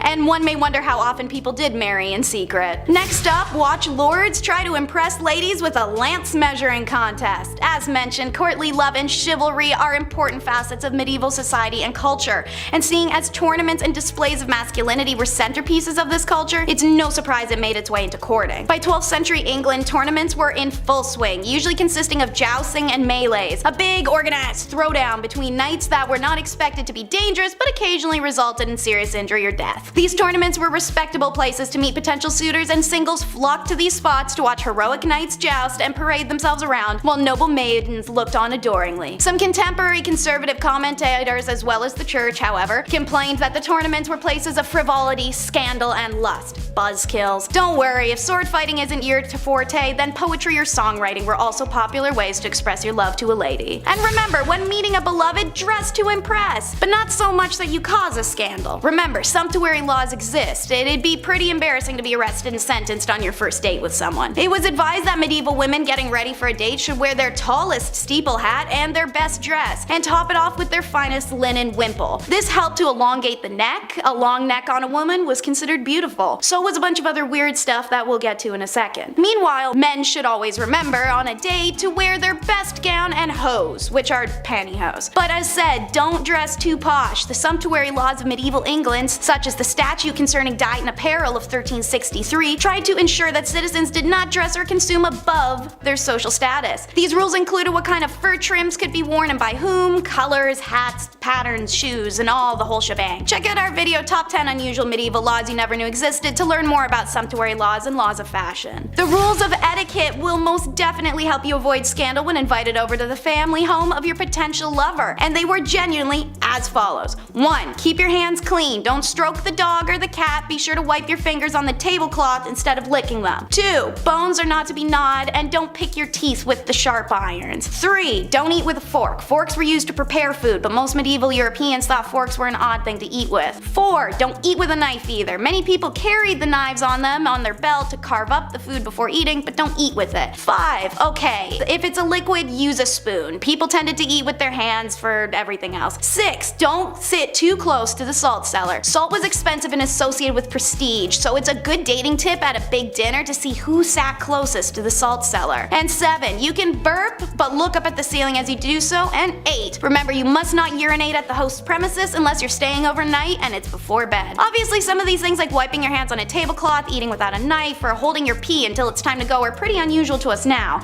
But back in the Middle Ages, if you wanted that shorty and not to ruin your reputation, well, you're burping at the ceiling, bro. I hope she's worth it. Next up is how love makes you crazy. This is a fascinating wormhole to travel down, and I learned from several journal articles that lovers in the Middle Ages had a real tendency to go mad. I mean, we all know the examples. Elaine, the fair maid of Astrolot, pining away. Romeo and Juliet taking their lives, and the raving madness of Ophelia. But these are just dramatizations, right? We tend to regard accounts of love madness in medieval literature as evidence that they overestimated the strength of erotic passion. In classical and early medieval periods, sexual love was regarded as carnal appetite to be controlled. But with the rise of poetry sentiment and the theater came courtly love, which was seen as a highly spiritual desire. The idea of courtly love had more to do with the concept of loving rather than pleasure. This idealized kind of love was based on a secret union where two lovers could only love from far away. These sorts of unattainable relationships were increasingly romanticized, but in medieval society, the notion that erotic love could drive people mad may not be so unrealistic. We understand now that mental illnesses are sometimes provoked by the stress between the individual and their social environment. Think of the pressure a woman had to marry.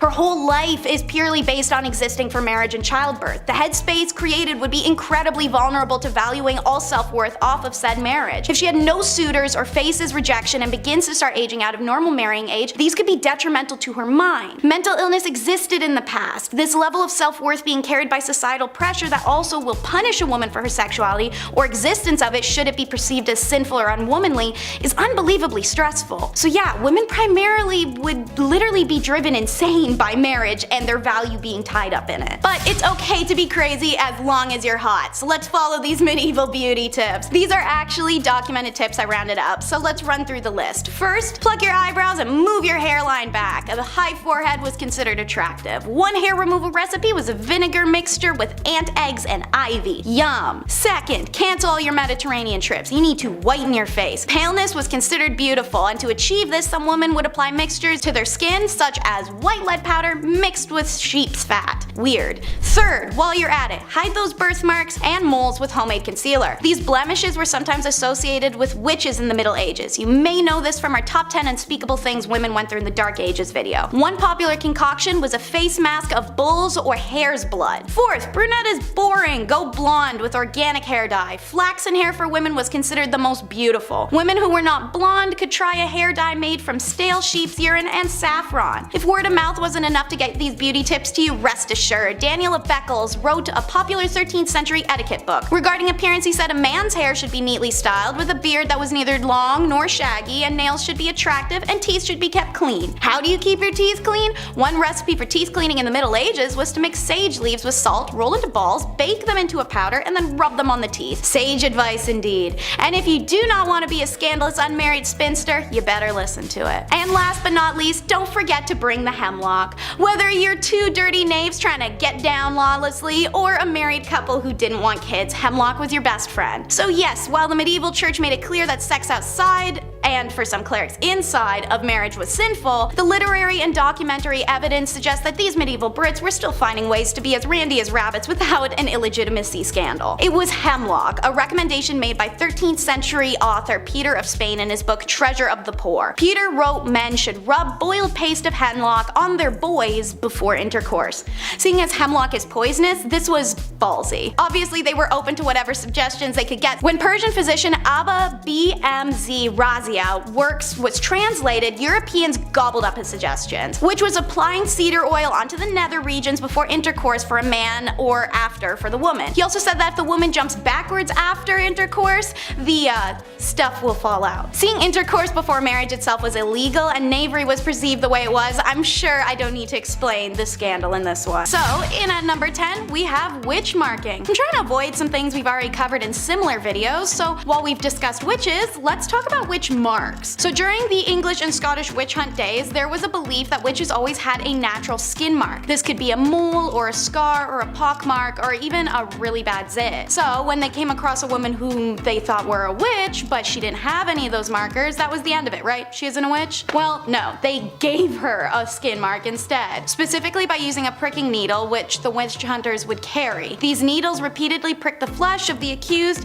until it produced the result that wouldn't bleed but was insensitive to pain, which fulfilled the criteria of a witch's mark. It's a subtle punishment for something that they were yet to be accused of, because by giving them the mark, they could now accuse them. These witch hunt days were a whole mess. Number 9 is marking your territory. Not in a cool, sexy, I got a tattoo way, more in a Scarlet Letter kind of way. As you'll learn in this video, a woman who cheated or even was single and just engaged in intercourse of her own free will could be classified as a sinful adulterer and cheater and be punished, usually a lot worse than a man. So when Nathaniel Hawthorne wrote the Scarlet Letter, he took inspiration from real life events. The letter, which for the character Hester Prynne was just a red A, was usually the letters AD, which stands for adultery, as outlined by the Plymouth Colony Law in 1658. Multiple accounts across Europe verify that someone who was being marked was to be seen out in public without it, could be subject to public whipping and other public humiliations that ensured a person's social alienation. Like in the Scarlet Letter, when Puritan minister Arthur refuses to admit his sinful side of the act with Hester, he's branded with an A in his chest. In a man's case, while this was of course painful, it was allowed to be hidden. He also didn't have to face the societal consequences the way any woman would have. For number 8, we travel to discuss status degradation. While it still persists today, not everyone knows what it means. So essentially, you do something wrong, oopsies, you lose some of your basic human rights. You could steal something, have relations out of wedlock, cheat on your partner, miss some work. Every empire that has used this tactic has had a variety of ways that you could mess up and receive this punishment. Naturally, in times where a woman was property and couldn't buy things, own things, or do things, or breathe without having a man side-eye her for it, this was a monumental punishment to receive. Under the Roman Empire Augustus, who reigned from 27 BCE to 14 CE, a woman guilty of adultery could lose several rights as a citizen and suffer a financial burden. Noblewomen in the Kingdom of Korea during the Chosun dynasty faced a similar degradation of their societal status if they were found guilty of remarrying as a widow. This intentionally made it hard for Korean women to remarry, as they would have nothing to offer a new husband, no inherited lands or funds, and a societal belief deemed her as used goods. Even the descendants of widows at the time who had remarried faced status degradation. They were barred from ever holding office. Adulteresses in the Chosun were stripped of many of their rights and privileges once they were demoted to low-born statuses. As serious as these punishments may seem, some high-status women who committed adultery in the Chosun dynasty faced an even graver punishment, which was death. So why take someone's status from them as a criminal punishment? Well, because aside from the fact as a woman you'd essentially be left jobless, homeless, and without any family, it's because of a cheater's fama. Number 7. While fama is a Latin term for reputation and good name, every country had its own version of this fama. And if you cheated, or were even just accused of cheating in 13th century France, which by the way happened a lot because husbands just want to get rid of their wives, the woman was always the center of the punishment, even if that was the man who had been cheating. This is because the status is all a woman ever had for a very long time, and the name of her family's reputation laid on her shoulders. Thus, all that pressure to be religious, virtuous, and most importantly, a submissive woman. The customary laws of Agan province list public humiliation for both the wife and her lover as the appropriate punishment for adultery. If the man could escape before or even after arrest, he could get off without any punishment, and his partner had to face her punishment alone. The woman got no such reprieve, even if she was just the mistress he cheated on his own wife with. In fact, if she tried to escape arrest, it warranted a death sentence. Women whose fama suffered through public shaming, walk of atonement, were no longer deemed honorable members of society, and seeing as standing of individuals before law at the time was often based on their reputations, what others thought of them, and how they behaved in public, she'd be left As I said, homeless, familyless, and dejected. For my Game of Thrones people, think Cersei. Number 6 is no protection. Get your mind out of the gutter. That's not what I'm talking about. I mean, there's no protection from capital punishment. While civil laws were easier to work around by just getting married alone, you can borrow money or property, you can buy things that you couldn't before and sign contracts, the criminal law didn't bend to a married woman, as she faced the same penalties as an unmarried one. Now, there are technically one exception: pregnancy, but only because it could potentially be a boy, which is insane. Additionally, all women were exempt from certain torts, such as the breaking wheel. But man, when a woman got capital punishment, it was the one and only form, and it was the most brutal and painful one: burning at the stake. By the way, they claim this was the only and the necessary option of execution for a woman, as it's a preservation of female modesty. Apparently, other forms of execution were unbecoming of a woman. Although there may be some truth to this wild justification, modern historians have rounded it down to just misogyny, as well as a deep-rooted suspicion and dislike of women as the root of this execution decision. Essentially, when given the opportunity to punish a woman, men went ham for it and wanted to see her suffer as much as possible. So women experienced the worst executions of the Dark Ages. Number 5 is why women want to stay in religious favor. In medieval Europe, a device was literally invented for women who defied their religious beliefs. Pyramid-shaped and made of wood, the woman who dared to defy her god should fear this. See, they would bind the woman's hands and ankles and then sit one of her 2 openings on the peak of the pyramid. She would then be incapable of shifting her weight anywhere else and was forced to put her weight down on the tip. It would slowly slide upwards and inwards, and the longer she was pressed down on it, the more her body split apart. These women would be left for days on end sometimes on this device. The device's slow, agonizing death can be compared only to the shame it inflicted as well. The woman was stripped nude and forced to suffer this torture in public for all to see. Number 4 is harems. To start, the word harem is derived from the Arabic word harim, and it often means sacred, forbidden, and sometimes sanctuary. This was an accurate name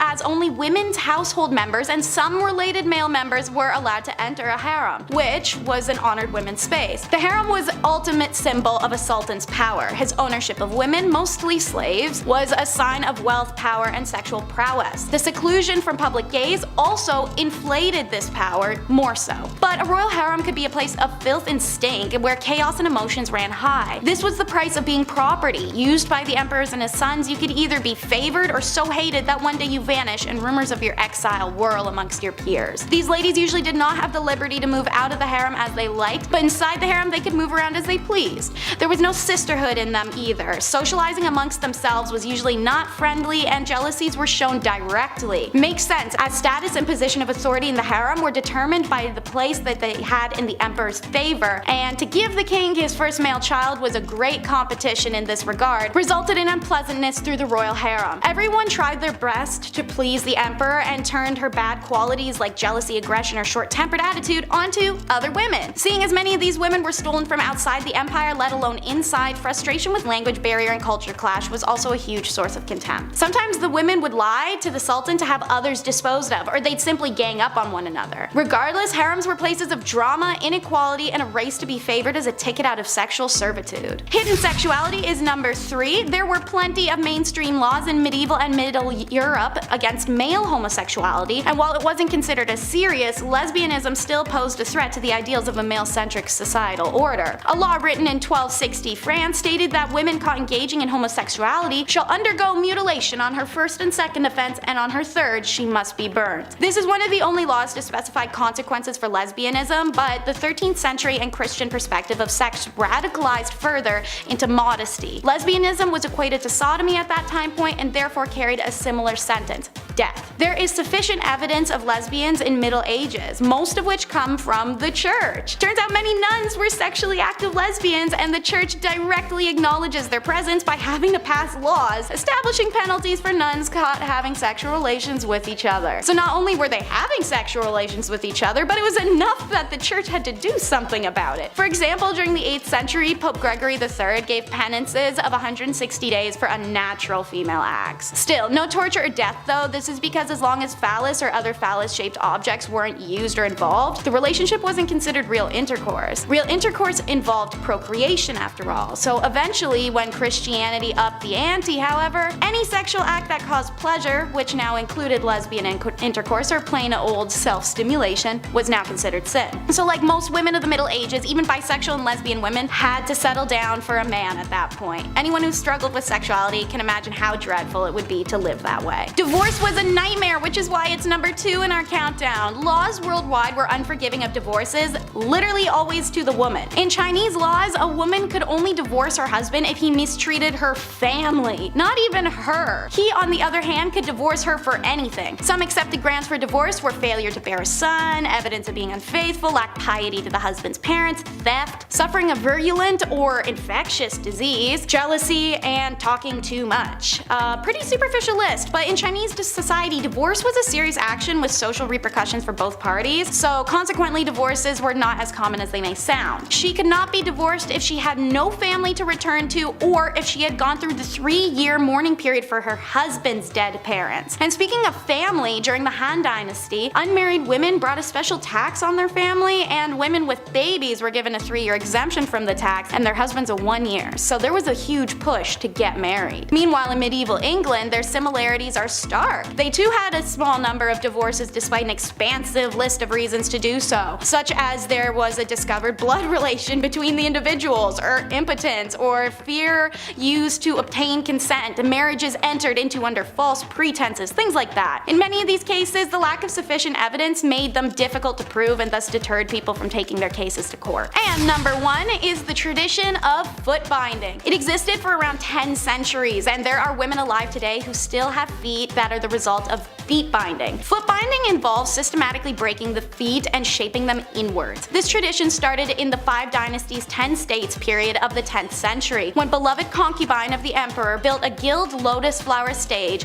and performed a dance on bound hoof-shaped feet. Being a beloved concubine, the other concubines of the emperor attempted to imitate her feet to curry his favor. So foot binding began within the royal court and spread through China as the next fashion fad. It's done in a ritualistic ceremony accompanied by a variety of traditions to ward off any bad luck. They began by tucking the toes under the feet and using a long, tight ribbon wrapped up to the ankle to hold it all in place. Anytime the foot grew, they broke it inwards more, a process usually taking 2 to 3 years. The foot would remain bound for the rest of a woman's life. There is a whole list of issues this caused. Outside of extreme agony and being a handicap, it caused some women pain for the rest of their life. Their walk was changed, as was their posture, and the idealism of a slim body to lighten the pressure on one's feet was all the rage. The binding of feet actually caused the women to develop strong muscles in their hips, thighs, and buttocks, so much that the characteristics were considered physically attractive to Chinese men of the area, aka the girlies were thick. When colonization came to China, Western women boycotted foot binding, going as far as to catch women with bound feet and cut off their bindings. A humiliation because these women would never ever show their bare feet to anyone, let alone even husbands. And many of these women lost their husbands when the Western boycott worked. A lot of girls who had had their feet bound in order to become marriageable suddenly found themselves abandoned by their husbands because foot binding was no longer fashionable at all. Number 10, Where's My Mummy? Interior of a Kitchen, Oil on Canvas, by Martin Drolling, was painted in 1815 and depicts shades of browns, tans, beiges, and golds that were remarkable of the era. Where did he get these colors, some had wondered? Well, good old Martin had a little help from the dead. Mummy Brown was appropriately named as it was made up of, you guessed it, ground up mummies. From the 16th to the 19th century, many painters favored the pigment, and it remained available well into the 20th century, even as supplies dwindled. Egyptian mummies are rare nowadays, not because a few survived thousands of years in their tombs, but because few survived the aesthetic and cannibal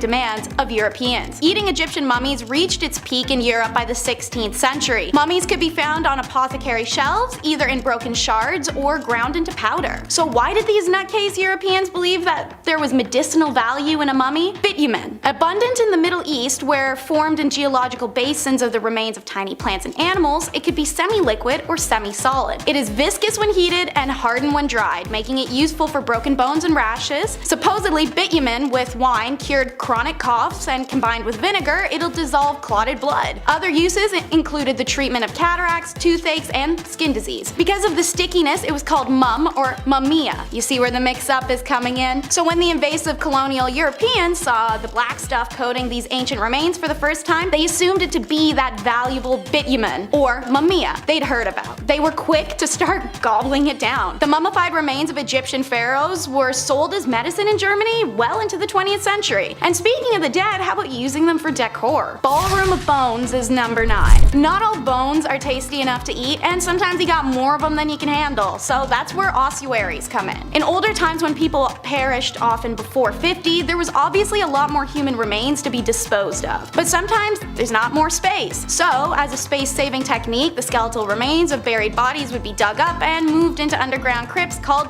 ossuaries. Many more remains could be stored that way, as bones didn't need the whole space that a body did, and could also be stacked, hung, or broken into position. The Brno ossuary in the Czech Republic is the second biggest in Europe, featuring chandeliers, artwork, words, crosses, really anything that can be made up of bones. These structures and pieces can be incredibly elaborate. Hull State Charnel House features hundreds of hand-painted skulls, and the Sadlec Church ossuary even features a large crown made up of human remains hanging over the pew where they preach from. If you're goth, you may want to consider that for a marriage location. Let's get hot with Greek fire in at number 8. Greek fire, arguably the Jesus of the flame world for its ability to walk on water, baffles historians and scientists alike to this day. Invented in the Byzantine Empire in the 7th century, this fire was used to defend their empire from invaders. Countless documentation verifies to us today that the stories of this fire was very real, but because its formula was a state secret, nobody's quite sure what it was used to create this liquid. The substance could be thrown in pots or shot from tubes. It apparently caught fire spontaneously and could not be extinguished with water. It could burn on top of it. It was heated and pressurized, then delivered via a tube called a siphon at the Grecian enemies. What's truly fascinating about Greek fire is that armies who captured the liquid concoction were unable to recreate it for themselves. They also failed to recreate the machine that it was delivered from. To this day, nobody knows exactly what the ingredients went into this mixture. Dance the day, night, and your life away with number 7 in the countdown. The Kabik incident is one of the first few recorded instances of dancing plagues. Later, there are stories of unstoppable, sometimes fatal, dancing in the German town Erfurt in 1247. Shortly after, 200 people are said to have danced themselves all over a bridge of the Moselle River in Maastricht until it collapsed, drowning them all. The 1518 event was most thoroughly documented and probably the last of several such outbreaks in Europe, which took place largely between the 10th and the 16th centuries. A woman reportedly stepped into the street and began dancing, seemingly unable to stop, and she kept dancing until she collapsed from exhaustion. After resting, she resumed the compulsive, frenzied activity. The more she continued, the more others were afflicted, and within a week 30 others mimicked her strange behavior. Alarmed city officials thought maybe more or better dancing was the solution, so they gathered up the real pros and some music and arranged dancing halls to help the afflicted boogie this out. Instead, the opposite happened, and now as many as 400 people were consumed by the dancing compulsion. A number of them died from their exertions. In early September, the mania began to abate, and that's the last we know of this phenomena. So what is this plague, and why were all these people dancing themselves to doom? Well, the explanation at the time was the usual stuff like demonic possession or your blood was too hot. Modern day, it's likely because of ergot poisoning from molding rye flour used to make their bread, as it's been known to cause hysteria and convulsions. To this day, hundreds of accounts of dancing plagues are found recorded in Dark Ages, but we have no explanation as to why. I don't see dead people, I see green people.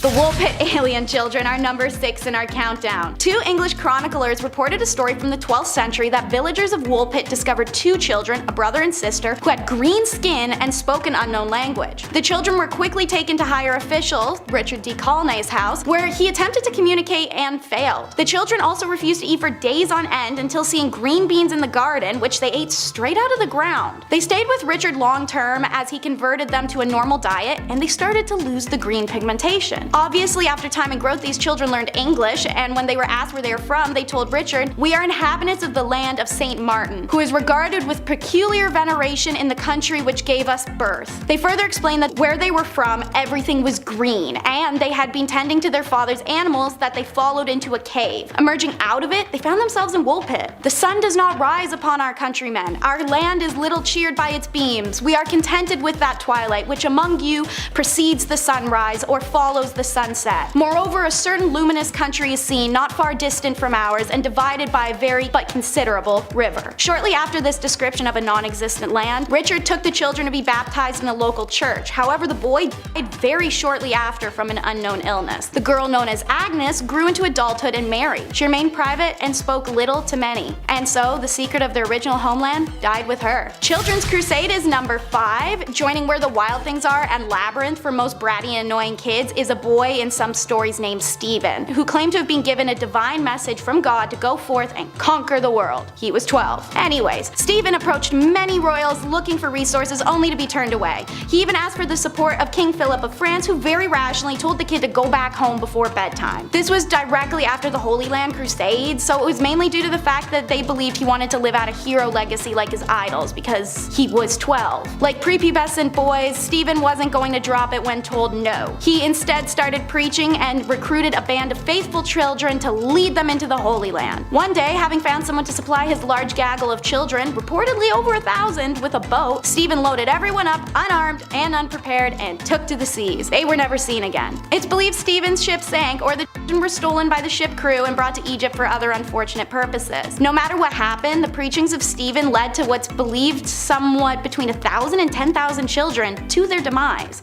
Stephen is one of few documented children crusaders, none of which can technically even be labeled as a crusade, because to fall under that title, a mission had to be delivered and blessed by a pope. No children's crusade was ever approved. Speaking of holy crusaders, the fate of the Templars is number 4 in our countdown. Founded in 1118 as a monastic military, their duty was the protection of pilgrims as they traveled to the Holy Land following the Christian capture of Jerusalem during the First Crusade. The Knights of Templar quickly became one of the richest and most influential groups of the Middle and Dark Ages, erecting banks, castles, and churches. Their wealth would be their downfall. A secret letter detailed black magic and scandalous sexual activities that was sent through France. The reality of this document was that it was made by King Philip of France, who notoriously stole and plundered from anyone he could. In response, more than 600 Templars are arrested, as well as hundreds of non-warriors who handled the day-to-day work such as banking, farming, and organizing. The men were charged with a wide array of offenses including heresy, devil worship, spitting on the cross, homosexuality, fraud, and financial corruption. The Templars, meanwhile, were kept in isolation and fed meager rations, all while facing brutal torture. Given the extreme conditions of medieval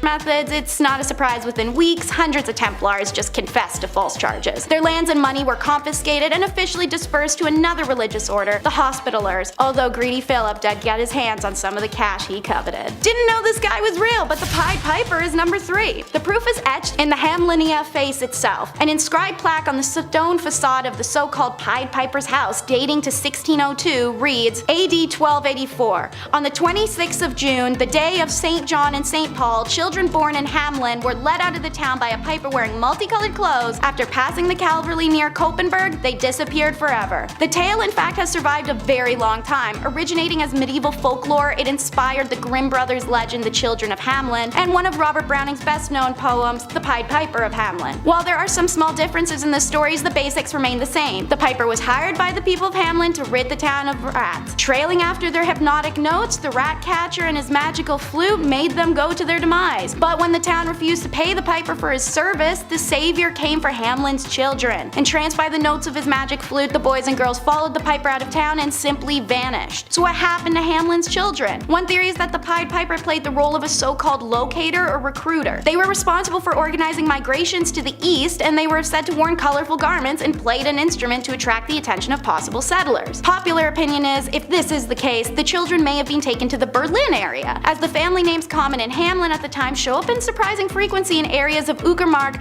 and Prznik, near Berlin. An entry in Hamlin's town records dating 1384 laments that it's 100 years since our children left. The stained glass window in town St. Nikolai Church, destroyed in the 17th century, but described in earlier accounts, reportedly illustrated the figure of the Pied Piper leading ghostly white children away. And St. Anthony's fire, number 2 in the countdown, is not as cool as it may sound. When people of Paris were tormented with painful boils, sores, swelling, and the sensation of fire in their skin, medicine, the only cure seemed to be a trip to St. Mary's Church in Paris. There, Duke Hugh the Great nourished the ill with his holy grain stores, said to help the ill recover. And they did. But as soon as they returned home, they had the plague again with terrible illness. The cause? St. Anthony's fire. The disease starts with faint burning in the skin. Soon red spots covered the infected person's body, who felt like their limbs were on fire. Arms would swell and turn bright red, then terrible hallucinations would plague them, convincing them they were being assaulted by demons or dragged to hell. Finally, gangrene would set in, and the victim's fingers and toes would drop off one by one. Once infected, few survived. So what caused this horrible disease, and why did holy grain cure it? Well, if you've seen our video Top 10 Unusual Events from Medieval History, you may know about ergot poisoning. It's a fungus that grows on rye during cold and damp conditions. When the grain is ground up and then made into bread, people consume the fungus and poisoning ensues. So Duke Hugh's stores of holy grain were better maintained because of his status, and they weren't contaminated with ergot. When people ate his grains, their ergotism went away, but as soon as they returned home and they consumed their contaminated grains, they were poisoned again. Ergot would remain undiscovered still for years to come, and many forms of ergot poisoning would manifest in this time. Number 1 takes the video title seriously though,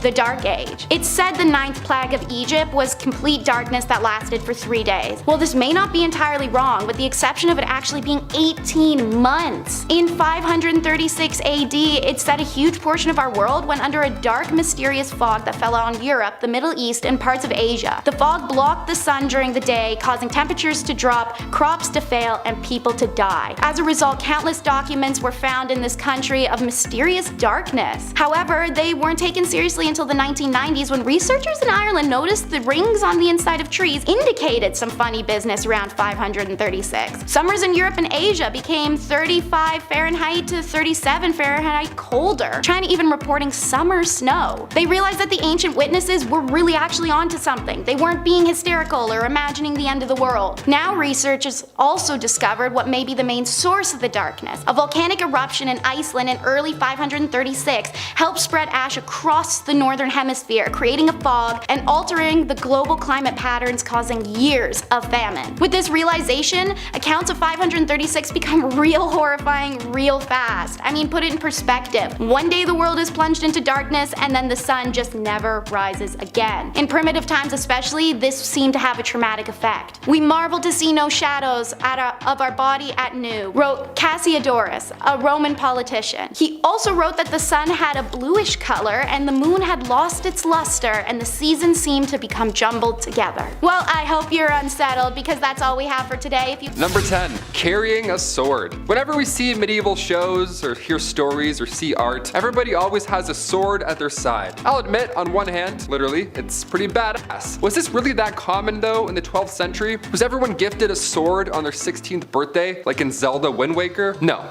of course not. I mean, if you were traveling, sure, ideally you'd want a little dagger or a little something to help you out, but swords were a symbol of wealth and status. And the bigger and shinier the tune, the better, right? On average, these things would cost you 7 months worth of wages. So you best start saving up. And training. Yeah, you might want to train as well, because these things were not light. No, not at all. Ideally, medieval swords would weigh 3 to 4 pounds. Doesn't sound like much at first, but I know after 8 minutes, I would be switching arms real quick. It's like when you hold your hand up in class, you're like, oh god, what's going on here? Gotta do some push-ups. In our number 9 spot today, we have the death cage. If you were to take a look at the punishments used in history, it quickly becomes clear that people of the past just really liked watching people die or have pain inflicted upon them. It's very strange, it's very dark, and it certainly is not for the faint of heart. The death cage is just one of the many horrifying punishments used during the Dark Ages. Essentially, this was just one method of execution that was extremely public, as they would strip the person down and lock them in an iron cage that was placed somewhere that everyone would be able to see. From here, the condemned person would be locked in there with no food or water, and everyone would just watch as they slowly died. Unbelievably messed up for a multitude of reasons, for sure. Sometimes, to make matters even worse, however, the condemned person would also be slathered in milk and honey, so that they would also be attracting insects, just to make the whole dying process even worse. It's all bad. I'm just thankful that those days are over. Number 8. The summer of 1348, aka the Black Death. Now let's talk about this horrible event, shall we? If you thought summer 2020 sucked, well, buckle up, this one was pretty bad too. The bubonic plague arrived to medieval England in 1348, and the death toll here was absolutely devastating. Somewhere from 1/3 to half of England's population gone, just like that, and that's it. The plague hit hard and it hit fast. Now today we have variations of the virus, one we shall not name, but back then the plague was a bacterium now known as Yersinia pestis. Now symptoms were quite jarring. You got lumps in the groin or your armpits, so that can't be comfortable. And next, the infected would notice black spots appearing all over their body. Almost all that were infected died within 3 days. More often than not without a fever, so you wouldn't see it coming, aside from the black spots and the things I just said. Now, the drop in the population resulted in a widespread of wealth. Workers were demanding higher wages and farmers were demanding lower rents. The poor got expandable income, so it kind of helped, kind of didn't. I don't know how to explain that. The Black Death spread more than a mile per day, and it's all thanks to traders and travelers. Yeah, humans can't stay still for a bit. We love traveling, even through the Black Death, because why not? Roads are empty. As long as there aren't any rats hiding on board, maybe you'll make it. In our number 7 spot today, we have the meowing nuns. Mass hysteria wasn't necessarily uncommon in the Dark Ages. There are a few instances we could discuss, but for today, I want to talk about one of my favorites. In the book, The Epidemics of the Middle Ages, which was written by J.F. Hecker in 1844, there was the description of a very strange case of mass hysteria that broke out among nuns in a French convent in the Middle Ages. Basically, one day a nun in this French convent started to meow like a cat. I'm not sure why, I'm not sure how this started, all I know is that it happened. And you know what else happened? Other nuns in the convent began to also meow like cats. Eventually it became such a thing that all of the nuns in the convent would meow together for a certain period of time. And of course, everyone surrounding this area was like, what in the absolute heck is going on right now? This is actually a huge problem because in these times, cats were hated. People associated cats with the devil and with disease, so a bunch of meowing nuns was like the equivalent of doomsday. Apparently, the way that this stopped was that the police came and threatened to whip the nuns if the meowing didn't stop, which is definitely one of the weirdest things I've ever said. Number 6, peddlers. Ah yes, that medieval businessman just wandering along in the pine forest in hopes of not getting robbed, a classic image from medieval times. The Dark Ages were a dangerous game, right? So one could only imagine how hard it must have been for a merchant who travels the countryside for a living to sell goods. In Breath of the Wild, you're like, oh thank God, there's that one guy with all the goods that I need. How convenient is this? Awesome. That's not in real life. In the Middle Ages, traveling village to village wasn't an easy task. You couldn't order an Uber and then voila, and unless you were a knight, you probably didn't have a noble steed to take you there. But even so, an outsider showing up to your village to sell goods from a distant land, I don't know, sounds a little sus if you ask me personally. Peddlers were more often than not welcomed with suspicion by locals. Most of the time, peddlers were just accused of being criminals, even if they weren't. Guy shows up, he's like, hey, want to buy some watches? They're like, you're a robber, you're going away. In our number 5 spot today, we have donations. In the Dark Ages, it wouldn't necessarily be strange to either donate or sell your own urine. Yeah, the market was hot for urine because they used it a bunch during this time in history. Medieval chamber pots would collect all of the stuff from an entire household or public space wherever they were placed, and oftentimes they could later be sold at the local tanner or fuller in town. I mean, talk about an easy way to make some money, but how horrible. The reason this product was so popular is because it was used in a variety of ways. It could be used to clean clothing, to help with the dyeing process, to tan leather hides, and like I spoke about in a recent video, be used to help in the cotton making process in order to make the material soft and not frayed. While the practical uses make the wholesale process a little less peculiar, it honestly still would just be weird to have to sell your own pee or your neighbor's pee. Number 4, color coordinated. I get it, on Wednesdays we wear pink. It's nice to add a little color into your schedule at work, in the office. It's fun, sure, have at it. In medieval times, they were serious about their looks and colors. There was no around back then. Having rules about what colors and what type of clothing and hats you could wear, you named it. It was all based on your occupation or social level. Some colors were banned for certain professions. Imagine that. For example, imagine if you were a night worker, right? If I can say that, a woman, lady of the night. You weren't allowed to wear certain styles or colors. That's hilarious. Hey, welcome to Ontario. We don't wear jeans here. Got it? All right, now get in. 15th century English law banned knights or anybody below knights from wearing velvet, which is so random to me and so funny looking back back now. Imagine that. And you may know this one, but purple was a fancy color back then. Purple has been associated with royalty even since the ancient world. Natural purple dye was rare, and medieval Europeans believed that mixing dyes was unnatural and diabolic. It was a no-no. So they were missing out on purple for quite a while because they didn't want to,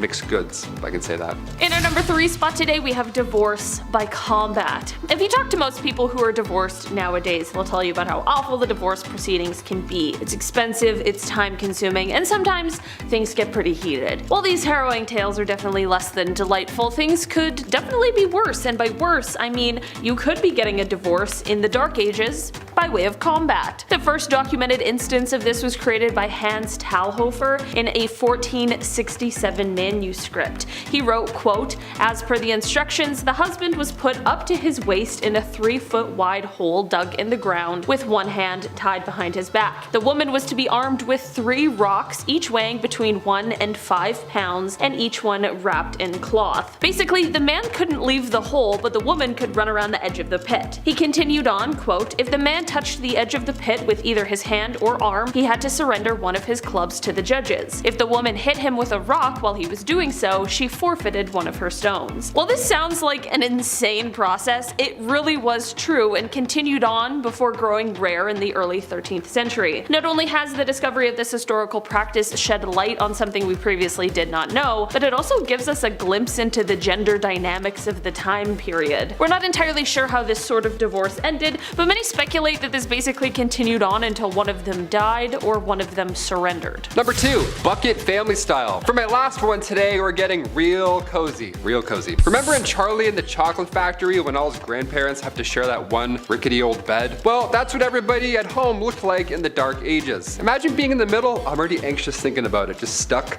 I mean, think about it though. Back then, space was so limited. Warmth is also a plus in those winter nights. And beds, they were massive. They were made of straw and wood. It was a whole thing. It was a whole situation. It's not like you could fit more than one of these in your home. No way, Jose. Even in the royal household, this was a common theme. King Richard I of England and King Philip II of France both had to sleep in the same bed as an act of diplomacy. Again, I would be so anxious and awkward there. I'd be like, "Oh, excuse me, Mr. King guy, you're snoring too loud." In our number 1 spot today, we have affairs of the court. If you know anything about marriage in the Dark Ages, you know that love was often not a part of it. To sort of piggyback off my last point, if you were in a loveless marriage, like most everyone else was in the time, but didn't want to go through the process of beating your spouse to a pulp or any of the other divorce methods at the time, you could instead turn to courtly love. This wasn't for the common household and instead was for members of the court, but it allowed the lords and ladies of the time to experience love and courtship despite what their marital status might be. Yeah,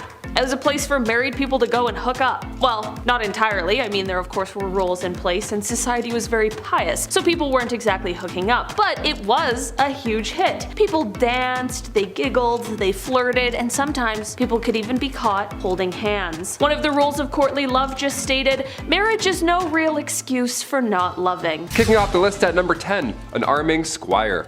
Being a knight. Okay, obviously this sounds cool on paper. They have the sword, they have the horse, the flowing lady, the gal on the back of said horse. They're saving the damsel in distress or something, right? Sometimes they lose a hand like Jaime Lannister, but that's just what being a knight is all about, right? Also, spoiler alert, if you haven't seen Game of Thrones 9 years ago. It wasn't always a fairy tale epic being a knight. First of all, this process starts when you're 7 years old as well. So you would be given to a noble to learn for 7 years, and then at age 14, you became a squire. Ah yes, a noble squire. We've heard this term before. What do they do? Well, it's a knight's intern. Yeah, not an ideal job to have when you're young, but it's a job nonetheless. Also, you had no choice, so you had to do it. Welcome to the Middle Ages.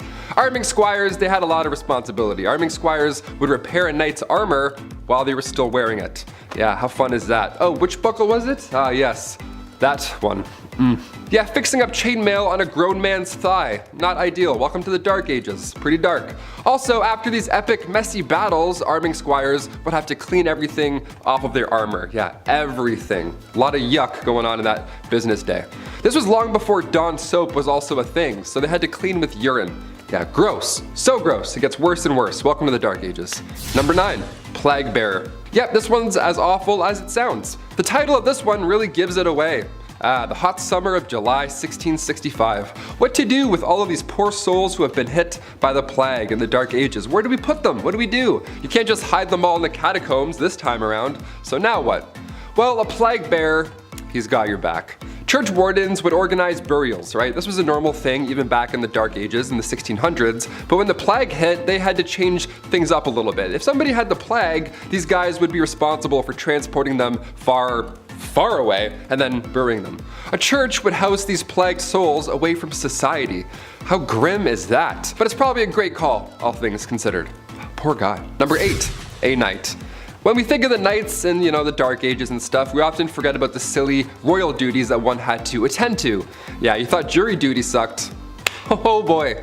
Beastly justice. You ever heard of this? If not, buckle in.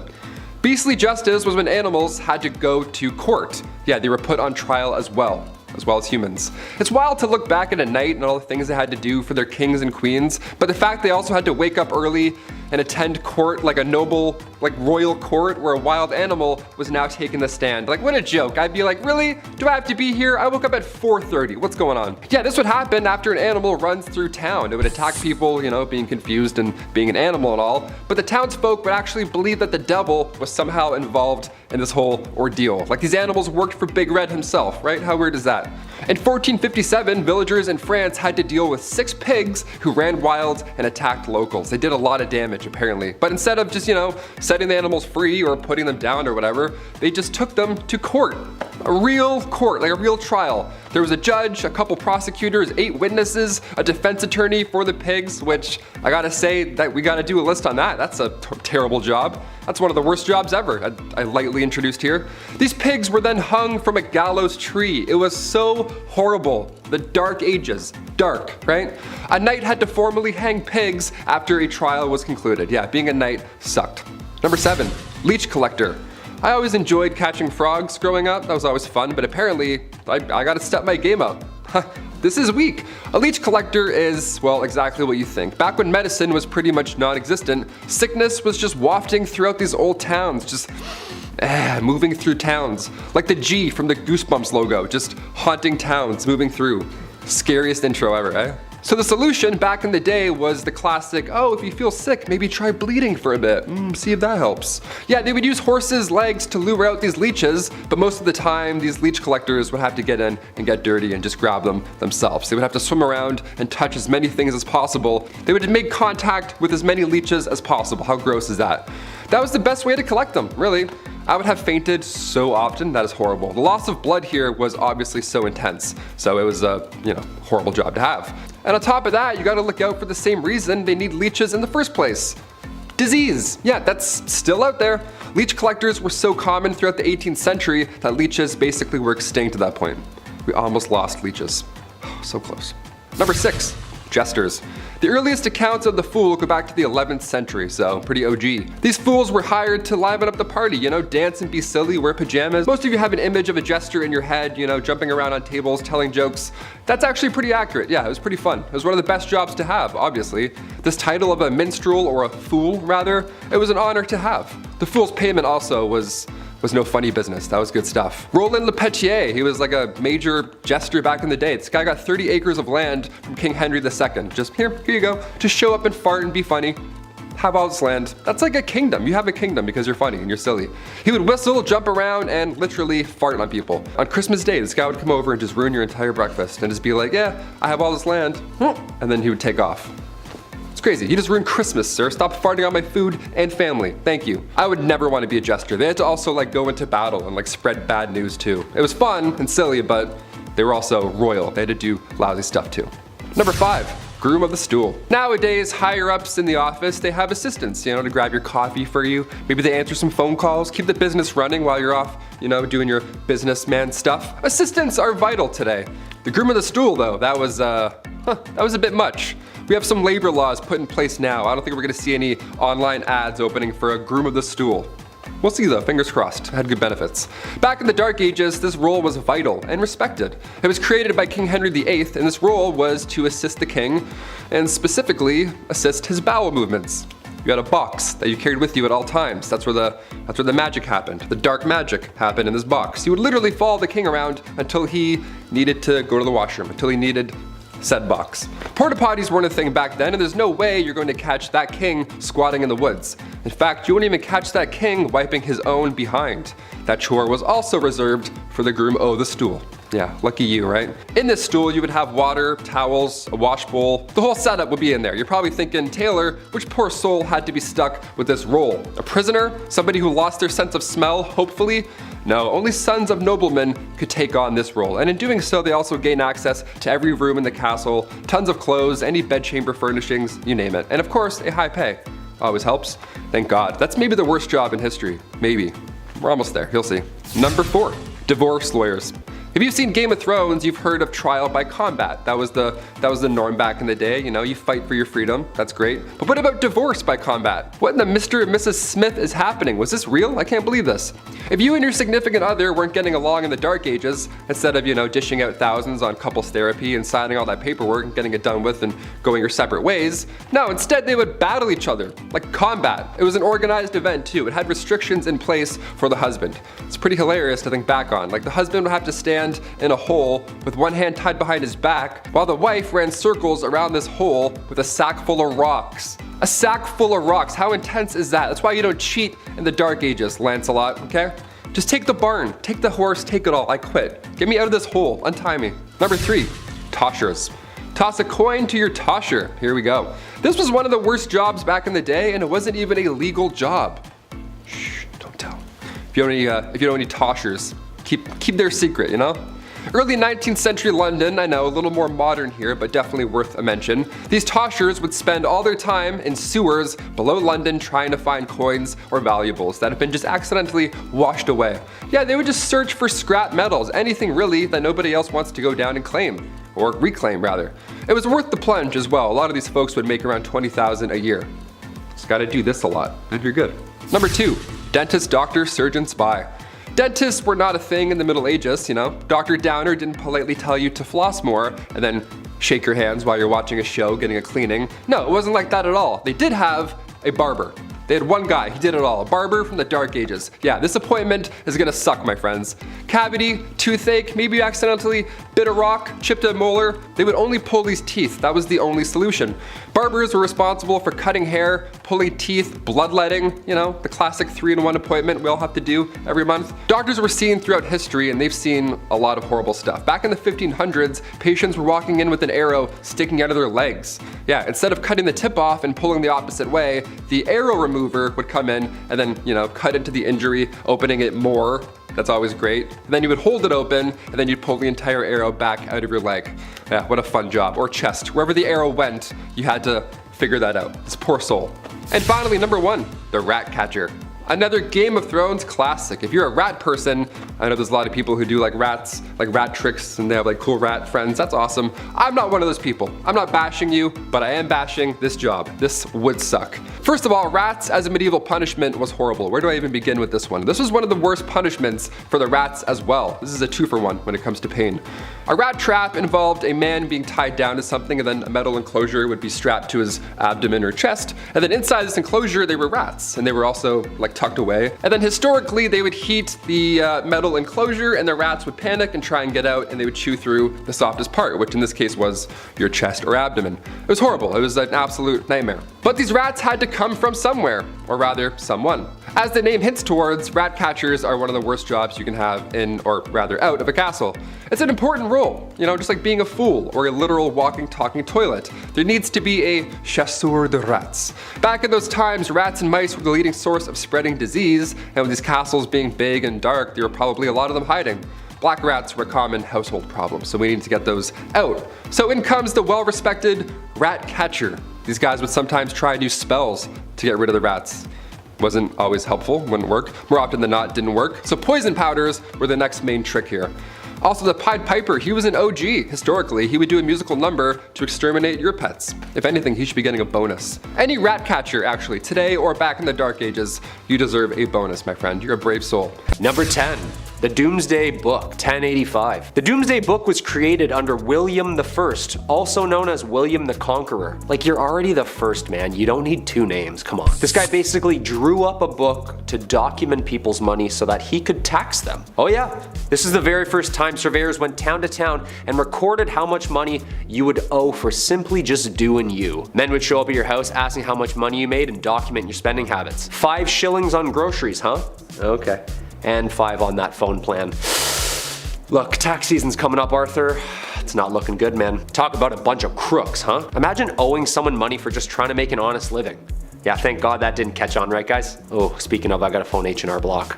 Number 9, The Crusades. A 3-part miniseries spanning over 200 years. These bloody and ruthless wars were battled between Muslim and Christians for the proprietorship over sacred sites and the land in the East Mediterranean. A 3-part miniseries spanning over 200 years. These bloody and ruthless wars were battled between Muslim and Christians for proprietorship over sacred sites and land in the East Mediterranean. Wars that resulted in 6 million deaths. The Knights Templar, a brotherhood of highly trained soldiers horseback bashing their way through the East. These guys were the real deal, almost like the Navy SEALs of their time. We've seen these paintings. The elite fighting force with the red cross painted on their chests. I wonder if they had to do a Hell Week. These soldiers were the most trained and savage fighters in all the Christian armies. Richard I leading the 3rd and final crusade, earning him the name Richard the Lionheart. Back then the names were always something so aggressive and scary. It was never like Richard the Clownfish or Henry the Pygmy Goat. No, we need fear. Way more fear. Number 8, the Magna Carta. The year's 1215. We need some laws, people. This document was one of its kind. A document setting out the laws and limitations from the common man to King John himself. A legal system written down so that there are clear do's and don'ts. No free man shall be seized, imprisoned, dispossessed, outlawed, exiled, or ruined in any way, nor in any way proceeded against except by the lawful judgment of his peers, and the law of the land. Did you get all that? Write that down. Except women, they don't have laws. And they can't act in plays. Sometimes people needed to face the music. And even animals. Huh?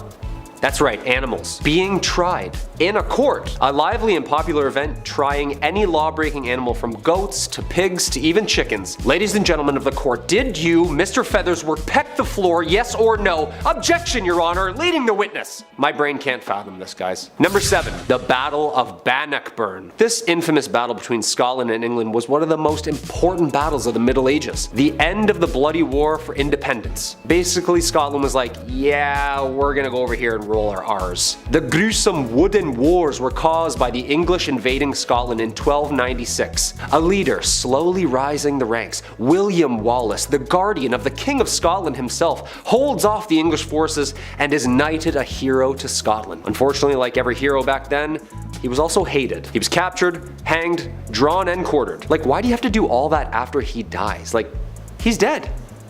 Not fun. The battles between Scotland and England ended in 1314 with Robert the Bruce securing Scotland's independence, adding like 45 more dialects to the UK. Freedom! Number 6, the Black Death. Ooh, talk about a curveball.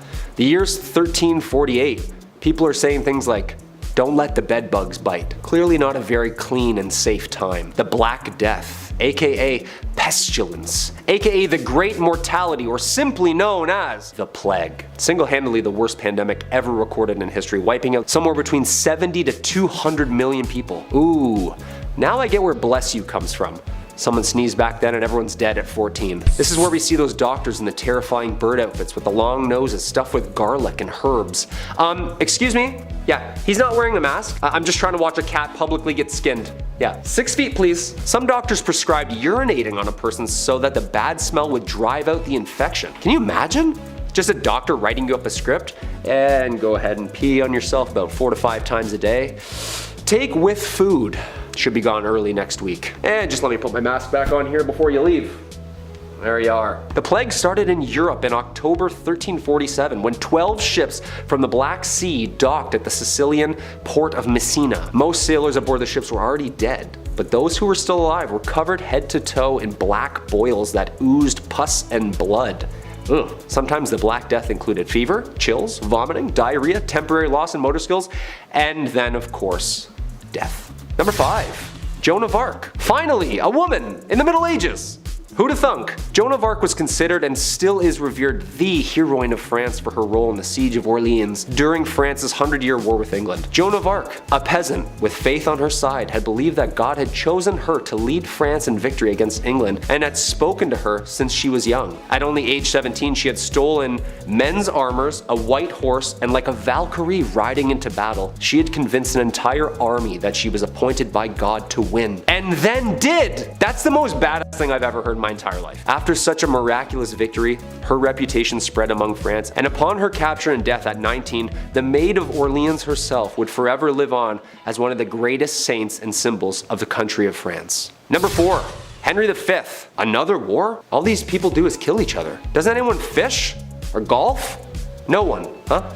Just swords and heads, swords and heads. A history itself. This time, England beats France. King Henry V, Prince Hal himself, leans into his kingly duties, demolishing France in what Shakespeare would delve into years to come. The Battle of Agincourt is one of England's most celebrated victories and was one of the most important triumphs in the 100 Years' War. Then should the warlike Harry, like himself, assume the port of Mars, and at his heels, leashed in like hounds, should famine, sword, and fire crouch for employment. Henry V. Prologue. Good stuff. How come these guys didn't just like rap battle or play soccer or something? Like an arrow right through the chest is way worse than a red card, just saying. Hey, speaking of soccer. Number 3, mob football. I'm not talking about the mafia. Put 1,000 on Brady, would you? I'm talking about mob football, also known as folk football. It's just like our modern day soccer. Town versus town. Except it has an unlimited amount of players. And there's only 2 rules to the game. Get the inflated pig's bladder over the opposing team's lines on the other side of town, and no murdering. I mean, I guess this is closer to rugby? Yeah, this is literally just rugby. This game was played competitively and eventually outlawed at Oxford University in 1555. Just a guy named Jeeves in a polo. Oh yeah, I play mob football at Oxford. Yeah, I'm also in a frat. This game got so out of hand it was banned numerous times in England. There is great noise in the city caused by hustling over large balls from which many evils may arise which God forbid. We command and forbid on behalf of the king, on pain of imprisonment, such game to be used in the city of the future. Thankfully this game has calmed down over the years and now has become the most popular played and watched game across the world. Go Liverpool! Number 2, the printing press. The printing press is a machine that was designed for the mass printing of text, mostly in form of books and newspapers. With an unknown date of origin, first invented in China, this machine designed in the 15th century by Johannes Gutenberg was a revolutionary new form of writing which would only change the direction of history with the mass production of uniform text. Long story short, people didn't have to get the world's worst wrist cramp writing Hamlet over and over again. To be, or not to be, 86 more folios? The alphabetical metal keys would be placed into the device and slammed into the paper, pressing ink upon the parchment. You know there's gotta be some books half written in purple ink because they just ran out of black. Come on, we've all been there. Ink's expensive. Number 1, William Shakespeare. The Bard himself, arguably the most influential writer of the English language. William Shakespeare was born in Stratford, England. One of the easiest ways we can look back into the dialogue and lifestyle used by the people living in the Middle Ages. This playwright documents the world in which he lives from 1564 to 1616. Due to Shakespeare's unbelievable talent for building and fabricating an array of diverse stories and characters via players, modern day is able to see the Middle Ages and the similarities and differences the people were experiencing. His plays are based in the environment that they were written in. He writes about diseases, he writes about monarchy, he writes about women's rights. Okay, so no one actually got turned into a donkey by some fairies in the woods, but some of those wars actually did happen, and some of those kings and queens were really twisted. How this man created so many brilliant works and stories. At number 10, fashion. Back in the Dark Ages, fashion and high-quality clothing were a symbol of status in society. For the elite, it was their way of displaying their wealth and high status over the poorer population. Because this meant so much to them, obviously they had to go above and beyond with their looks, and oh boy, did they take things to a whole new level. Everything was super exaggerated. For women, they just wore the finest dresses, but for men, that's where things got spicy. Male fashion was quite something. They would often wear dangerously short tunics with tights and belts to really snatch their waists, followed by the codpiece to really accentuate things down under, you know? But their shoes. Don't even get me started on their shoes. They wore some seriously pointy shoes, and to them, the longer and pointier, the better. Their elf-looking kicks were really what screamed, "I'm better than you" to the rest of the public. Some shoes were so long that they had to be reinforced with whalebone to keep their shape. These people looked pretty ridiculous, at least to our modern standards, but back then wearing pointy shoes and tunics with the codpiece was like the equivalent to wearing a full Gucci fit. At number 9, helmeted chickens. In the Dark Ages, peasants didn't really get the best food. The good stuff was more so saved for the members of the elite, and these people ate some good stuff. I mean, to us it's weird, but to them it was finger-licking good. Speaking of finger-licking good though, let me tell you about one of their weirdest foods, helmeted chicken. No, it wasn't a special chicken that was prepared with special ingredients or whatever. It was literally what the name is, a helmeted chicken, aka a chicken with a helmet on. I know, weird, right? This was a theatrical dish to say the least. It featured a regular old cooked chicken that was stitched to a pig like it was riding on its back, and to add a special little something something, the cooks would fashion a tiny helmet to make it look like a guard or knight for whatever lord or king that they were serving this bizarre dish to.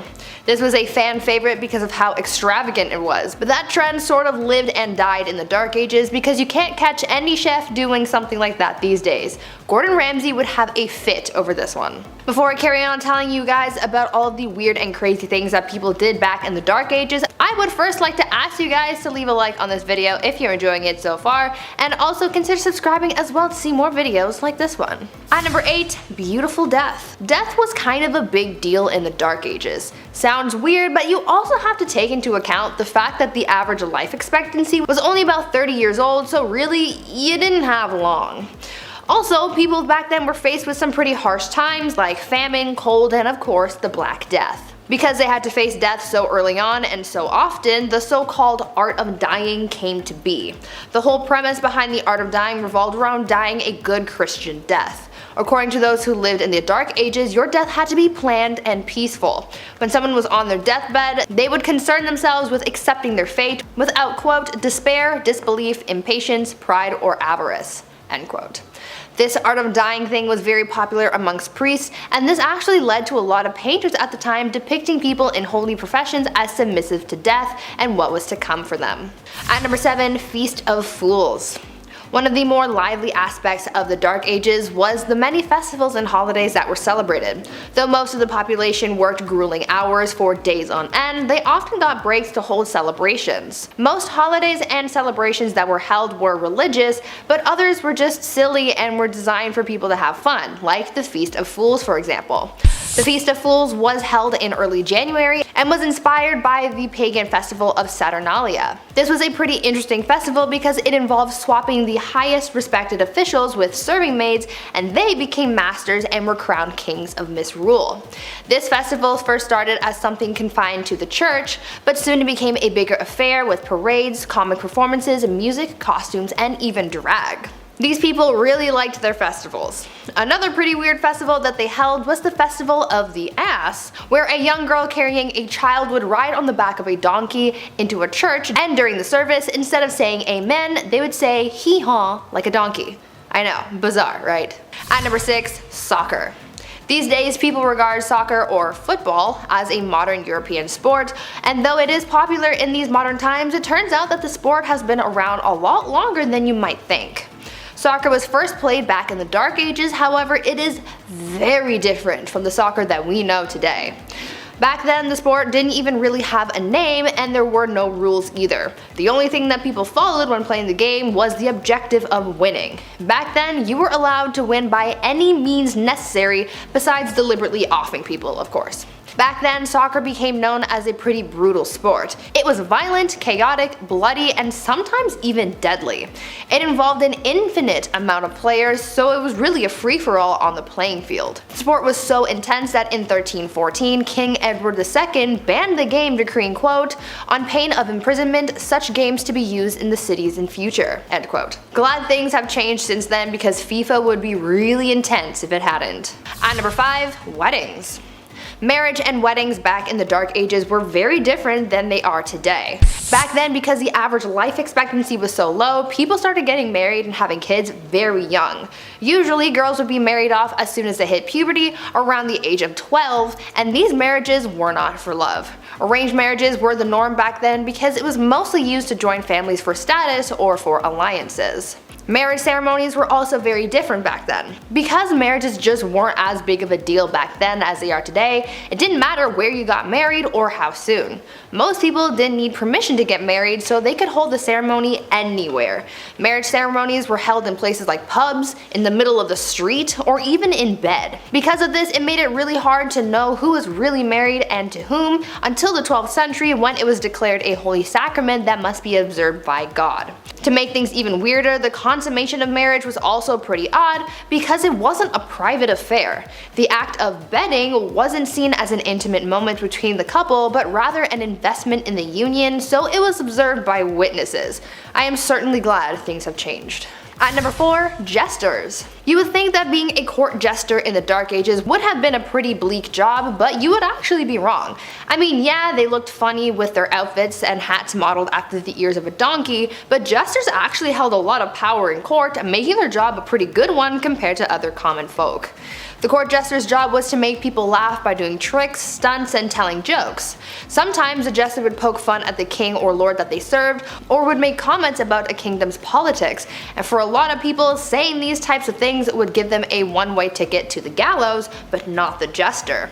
Because of their profession, by royal decree, anything that they said was taken as a jest or a joke, so no one could get mad or offended at what the jester said or comments on. Basically, the jester was the one person in the court who was immune from medieval cancel culture. They could offend anyone they wanted to, and no one could stop them. At number 3, unicorns and Jesus. The thing about the Dark Ages is that it was full of superstition and mythology. Within this period of time, there was a lot of confusion when it came to religion, as paganism and the rise of Christianity were both hot topics. Many times, superstitions and mythology from paganism made its way into the religious beliefs of Christians, and things were known to get a little weird. Take, for example, the unicorn and how it was incorporated into the Christian beliefs of the Dark Ages. It is believed that a mistranslation of what is thought to have been an ox is what brought unicorns into Christianity. Because of this mistranslation, the Bible likened Jesus to a unicorn. Since it was in religious texts, people in the Dark Ages sort of just ran with it, and so they started incorporating the unicorn into many religious artworks.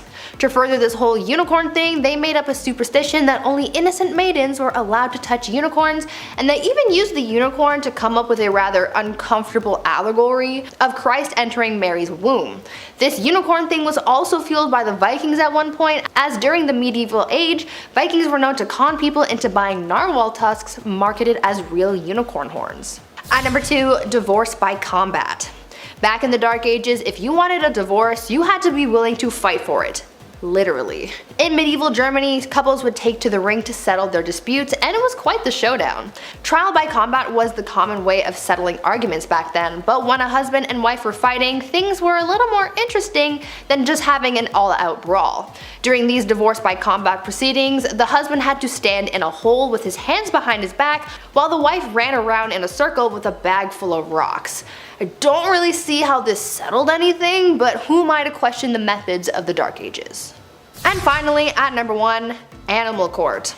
I think that one of the weirdest things about life in the Middle Ages was their legal cases. As I just told you, their divorce proceedings were literally a trial by combat. They also found bizarre ways of trying someone if they were accused of witchcraft as well, and that was pretty dark, but the strangest court battles involved animals. Yes, animals were sometimes put on trial back in the Dark Ages.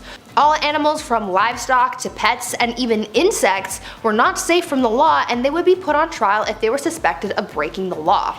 According to records from the Dark Ages, at least 85 animals were put on trial for a number of reasons. Pigs were the ones who were put on trial most often for chewing off people's body parts and even eating children. In 1474, a rooster was put on trial and found guilty of the unnatural crime of laying an egg, and even unwanted rats were put on trial and received strongly worded letters demanding that they leave the premises. The most bizarre case though involved a donkey who went through a legal trial and actually won. This donkey became the victim of unwanted advances, but was deemed innocent because someone declared her to be, quote, virtuous and well-behaved animal, end quote. These people had way too much time on their hands. Before I wrap things up for today, I want you guys to leave a comment down below telling me what you thought the most bizarre Dark Age tradition was from this list.